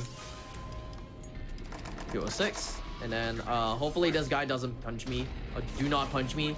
All right, cool. He's doing like this weird action, like flailing his arm or something like that. All right, so I'm gonna align myself like this and hopefully jump down like that, and like, oh, what? Okay, well. Yep. I don't know why you would go backwards though. Oh, I had to go backwards because it's faster. It's actually faster to go backwards. You know it's faster than going backwards? Dying. Not dying. Oh. All right, there you go. There's that. I think because I was probably on like one of the edge of the whatever the what you call it? Yeah, like scaffolding. Non-jokingly for a moment, I know that jump very well. It's slippery. I don't know why it's slippery. Like sometimes you just won't land and it sucks. All right, so we're gonna do this pipe puzzle. So basically, if you got the coupler from before, you could actually use the coupler for you actually can use the valve actually. You can use the valve for this puzzle, for this area. And you picked it up when you were in that poison room before you got the gun. Yeah. The initial way on doing it is to wait for the door to open, and then wait for a door to open, and then you had to go through a shotgun trap, if I'm not mistaken. So yeah. All right, here's the jigsaw puzzle. This is the jigsaw puzzle in this game. Someone in chat asked about a Saw trap. That is Saw 2. That's the intro movie, the Venus flytrap. It's like the head thing. Yeah. Wait. This part. All right, cool. That's actually fast. I never got a fast jigsaw puzzle because that one is also random. All right, we got to save Oswald. Yep. So in Oswald, you have to do all these circuit puzzles. They give you like a 3x3 and a 5x5, and then afterwards the 7x7 as well. All right. I'm gonna concentrate on all of these because it's gonna be rough for me if I Of course. mess up. Yeah. So I'll just kind of explain this really quick while you're going. Yeah, go. The general idea of Oswald's gimmick here is that he has the electrical panels. We've been doing these throughout the game. Joe's been acing them, but each one kind of grows exponentially. So you have 3, not exponentially, but just more. And you have 3, you have 5, and I think it caps out on 7 for this one. Yeah, it caps out But on we'll be 7. getting longer one level, like later. I think the max we'll get is 9, but No, it's 7. a lot of It's the still speed 7. run. I thought there was a 9 one. Like No, for the that's very 7. final, like. No, that's 7. All right, cool, good enough. Good enough. But going back into this, though, a lot of the speedrun actually is how fast can you do these. There's a lot of these puzzles, and they are RNG. They're pseudo RNG. It's kind of weird to define that. But what pseudo RNG means is that Juo has seen this puzzle before. He's seen a lot like this. Saw runners will be seeing a lot of these different puzzles as they play the game. So there's like maybe 20 or 30 different boards you can get, and then you have to kind of like recognize the board. It's actually like I think 6 in each. 3x3, Is it 4x4. 6? Yeah, 3. Yeah. 6 in 3x3, 5x5, and 7x7. So yeah. All right. So All right, yeah, so that's after about 20. Oswald, after Oswald, he's like, "Yo, you go here, I go here," and then he dies. Yeah. Well, he lasted with us longer than anyone else. He didn't leave us. Technically. True. All right. So next one is gonna be Obi. Obi's a masochist. Basically, Obi in the game is he really wants to be in a saw trap, like a lot. But you also see him in like the next movie. That's why, like Saw 2, I guess. That's why I said that this game is in between Saw 1 and Saw 2 because you get to see like different characters like Amanda, Obi, Melissa, those characters, and also Tap. All right. Needle pit. Got this key. All right. I hope people in chat are not afraid of needles. I know Tap isn't. Tap is like a bad, I guess badass. Yeah. You can say it. It's okay. Yeah, sure. You can have All right. one. Cool. All right. All right. Disarm this trap, and then hopefully this guy over here do not punch me because I don't want him to punch me at all. There we go. He's a bit rough on the shotgun collar, as you mentioned earlier. Yep. So like I said, if the guy is actually nearby, yours will beat faster. If he is far away from you, his will beat faster. So yeah, there's that. All right. What else? I think in this part I had to be in like alright health. It doesn't matter how much health I have, so long as like more than half, because I had to drop down again. We're not gonna be using ladders unless it's an up ladder, I guess. If you're going up. Alright, another keypad. So 628. There you go.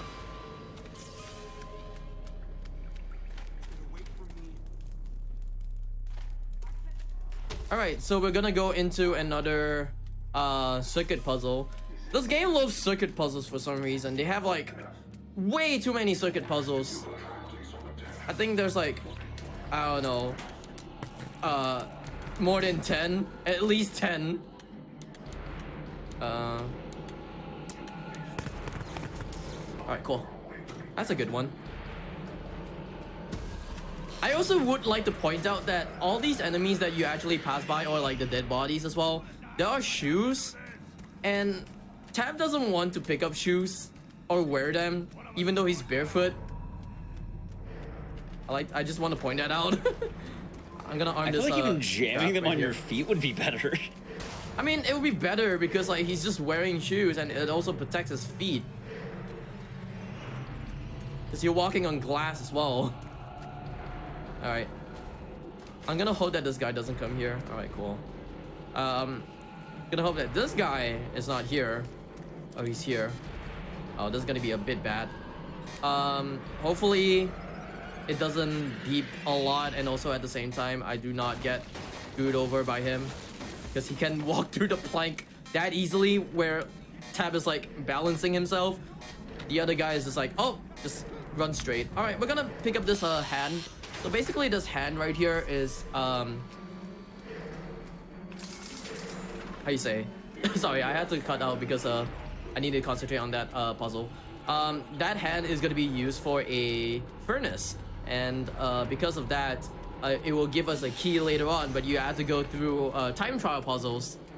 There are 2 time trial puzzles. First one is going to be a 3-minute 30 time trial puzzle, and another one is going to be a 7-minute 30 time trial puzzle. And both of them have circuit puzzles as well. There's like 2 circuit puzzles. And we're gonna meet another guy who's potentially gonna say, "You ruined my life." Well, I mean, you did ruin his life. No, I don't. All right. You might.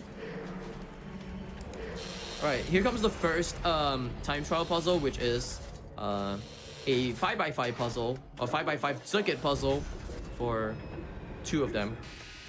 They give you like 2 circuit puzzles, which is like 5x5 and 7x7. This is the first one. All right, turn the valve, and then do this. Get this coupler, and then we are gonna go into the first circuit puzzle. Is it like this? Yeah, it is like this. Wait, is it like that? Wait, oh, it's like this. All right, cool. Orientations in this game is kind of messed up sometimes. There you go. Got through it quick, at least. Second one is gonna be coming up really soon. There's gonna be RNG for where the coupler is. There's 3 lockers, and you have to find the coupler. Hopefully, I can get it first try. Nope. Oh, second try is good. Third try is gonna be really bad for me, but sure. Oh yeah, in my practice yesterday, I got this puzzle like 5 times in a row for some reason. I didn't like it. Yeah. What were you about to say? For anyone wondering, how does Saw afford everything? He's an engineer. That's the canon. He's an engineer. They don't break any more into that. He's just an engineer. I think in Saw 2 Flesh and Blood, he has an accountant who helps him make money, and then he put that accountant in a saw trap because he helped a serial killer. Yeah, you get T-posing Pighead for a bit. If I move a little bit to the left, boom, he's back. You get T-posing Pighead for a bit, yeah. Alright, so this is the 7x7 puzzle. It's the 7x7 time trial stuff. Basically, you need to get at least 3 couplers, but it's good if you get 4 couplers. I'll explain about it, why, if I could finish this. No, do not whack me, please, thank you very much. Alright, he waits for us to finish up this puzzle, which is good. Have to do this. Wait, like this.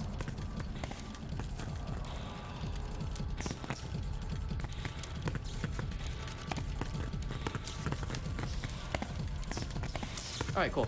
So, hopefully I can get another coupler over here. Alright, cool. And then we're gonna lock him away. We're gonna say goodbye to him. If I can actually do that. No, he comes out! He came out! He's out! He's out! I mean, you did ruin his life. I did. We gotta toggle this for a bit. Oh no! Oh no!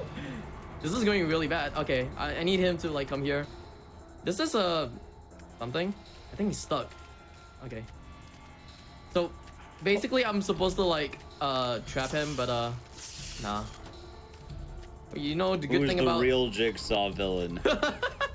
The good thing about that is that you get another health hypo, which is good. Alright, hopefully I can find another coupler over here. There you go, that's a good coupler find.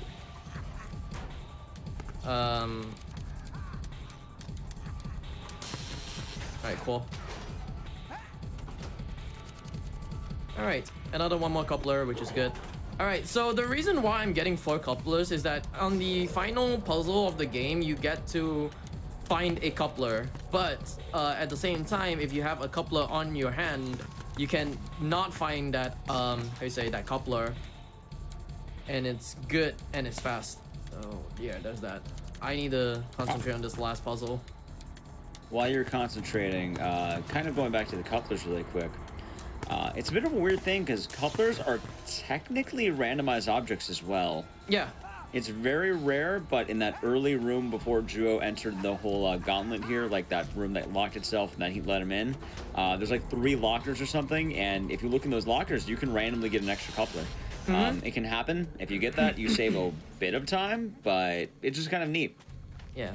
Also, at the same time, I did want to mention, so it's very rare to even get, no, it's kind of common to get 3 couplers. If I don't have another coupler, like I said, I had to find that coupler, that extra coupler in the final room, which actually wastes a lot of time finding the coupler.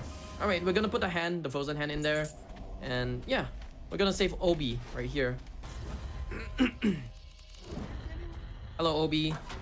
Like, we're gonna do pipe puzzles. Basically, all these pipe puzzles, you get to see them like somewhere in the game, but like, oh god, can my controller work? Thank you. But like in the pipe puzzles, you only get to see like one of them, which is like this one. You get to see this one a lot. Hopefully I can remember what the orientation of these puzzles are, because the orientation of these puzzles are kind of finicky. There you go. You get one more. I could see what this is. I should be all good. All right, cool. So we get to save Obi, and that's a good thing because like that's a good thing that I can skip the cutscene because he could do a T-pose for some whatever reason it is.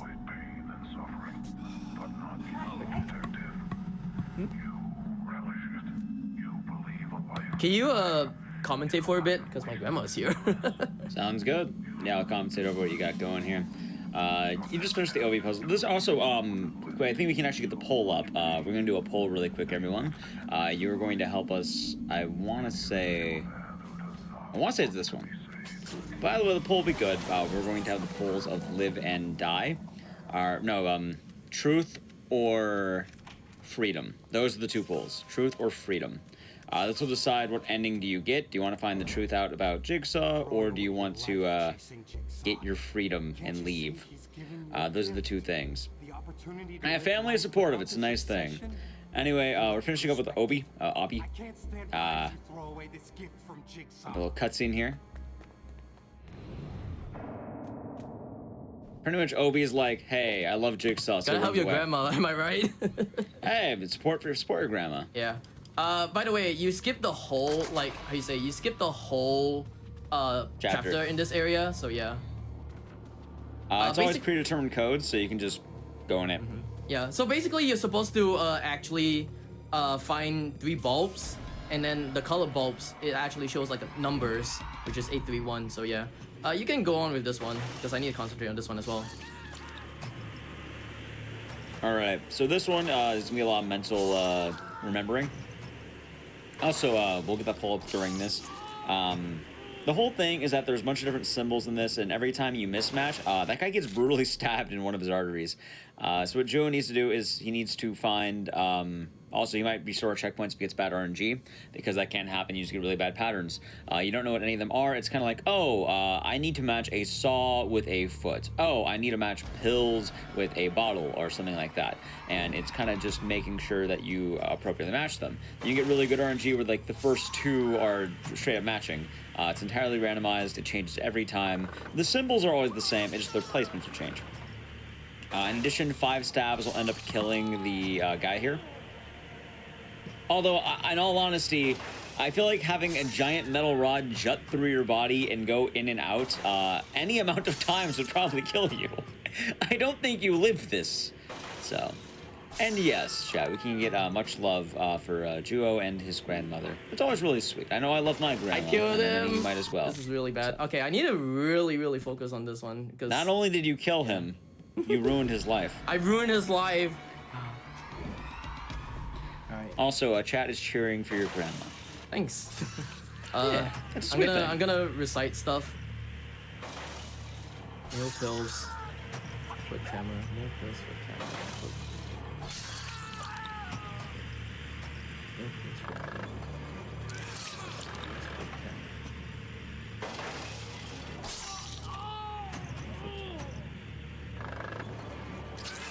Nail pills. Stop it. Yeah.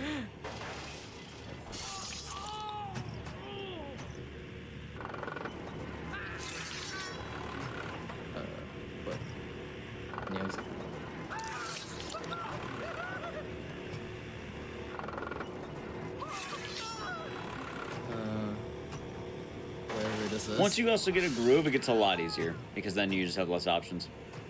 Oh. Is that just shotgun again? Shotgun? Shotgun was all the way there. That was right there. This is snails. Alright, cool. Actually, get to save Jeff. I don't remember where Jeff goes in this game, but sure, he goes like somewhere. Yeah, thanks. Thank you, chat, for the grandma love. Also, the answer is truth. We'll be extending the gameplay for you. Oh, okay, cool. Alright, so this is the final chapter of the game. Basically, the final chapter of the game, you have to find out the truth, or lead yourself to freedom and not find out the truth. But yeah, we're just gonna go into the truth ending and find out who is behind the coat, or whatever it is, the rope, whatever it's called. Going back to this game as well. Oh, good. Yeah, you go. I was gonna say, in terms of game design, it's actually not a bad game. Its major issues are, one, there's broken glass and shotguns everywhere. Open a door, shotgun trap. Walk on the floor, glass. And it's a lot of repetitive, like, instant kills. And the game really, like, stresses on, like, every door has shotguns for some reason. And it's kind of a meme. Alright. Oh, this is also the chapter that we actually used the gun, because in the final chapter, we had to kill the final boss in the game, which is the pighead. And we had to kill Jigsaw's accomplice. It's kind of bad. Alright. Here comes another place I could get a hypo. Oh god. I might not get this hypo. You know what? I'm not gonna get the hypo. I'm messing up the puzzle. Alright, you get to see this guy getting electrocuted. So basically that is like the initial kind of like strat to do if you're actually playing this casually. So what you have to do is to actually bring Pighead into that kind of contraption, and then once you lock him in, you actually electrocute him, and then he dies like instantly. But it takes like a while to actually get him into the trap. So because we have a gun, we can use that gun right here. I'm gonna stand at this corner right here and actually shoot him. If I can actually find... Where's my gun? I don't have my gun. Wait, what? My gun? My gun? Oh no, my gun! Oh well, okay. Well, we're gonna do the initial thing. I guess I dropped my gun like somewhere when I was punching the wall. Anyways, we're gonna do the initial strat right here. Oh, this is going really bad.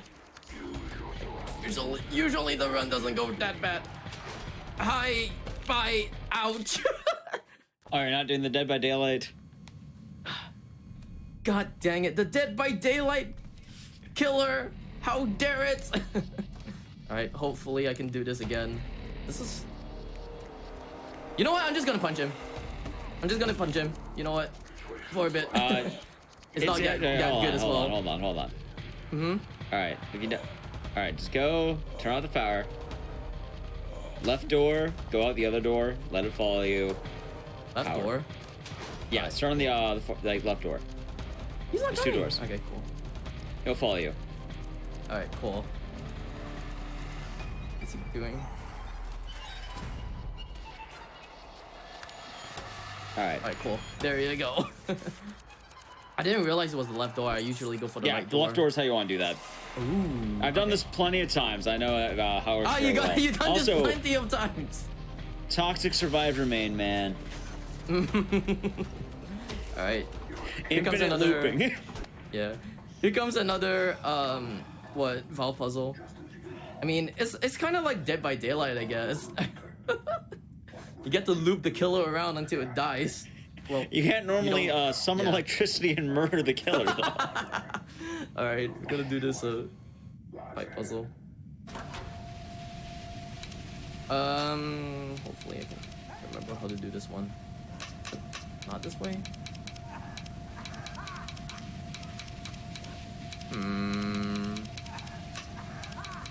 This is the other way. Yeah, like that. Alright, cool. Alright, this is like the final kind of test right here. So you get to go, you get to see like the freedom truth door. for a bit, but you have to go into this like little gauntlet or labyrinth. So basically, in between these doors, you have to I mean, like, the way on how you open up this door, or you have to find a key to open up one of the doors, and then you only get to use the key like once or something like that. He can't even use the key twice. He had to use the key once, and that's it. Yeah, this is the final test, or the final part of the game, which is like a gauntlet. There are like each test that goes in 10-minute increments. This is the first one. We're gonna finish 2 of them in like less than 30 seconds. Shoutouts to Nub Zombie for actually finding this. He played this game like casually, yes. So you have to walk on this plank right here, and then yeah, that's it. You're done. I think in the last in the last speedrun before this one is that you have to go through the ladders and like find your way across or something like that, if I'm not mistaken. But Nub Zombie actually found a better strat for that one, which is good. Yeah, the other strat was you have to like just keep kind of going through the maze and find. Yeah, you have to go through a maze. Also, this part is also 10-minute increment for some reason. Like, I don't know why. Well, they expect you to turn off the steam. Yeah. All right. But you don't have to do that. You just run through it apparently. All right. So because we got another coupler, this is gonna be a really good part over here, so I can actually do this part. And then a half hypo, which is good. And here comes the last puzzle. Well, technically not the last puzzle, but there's that.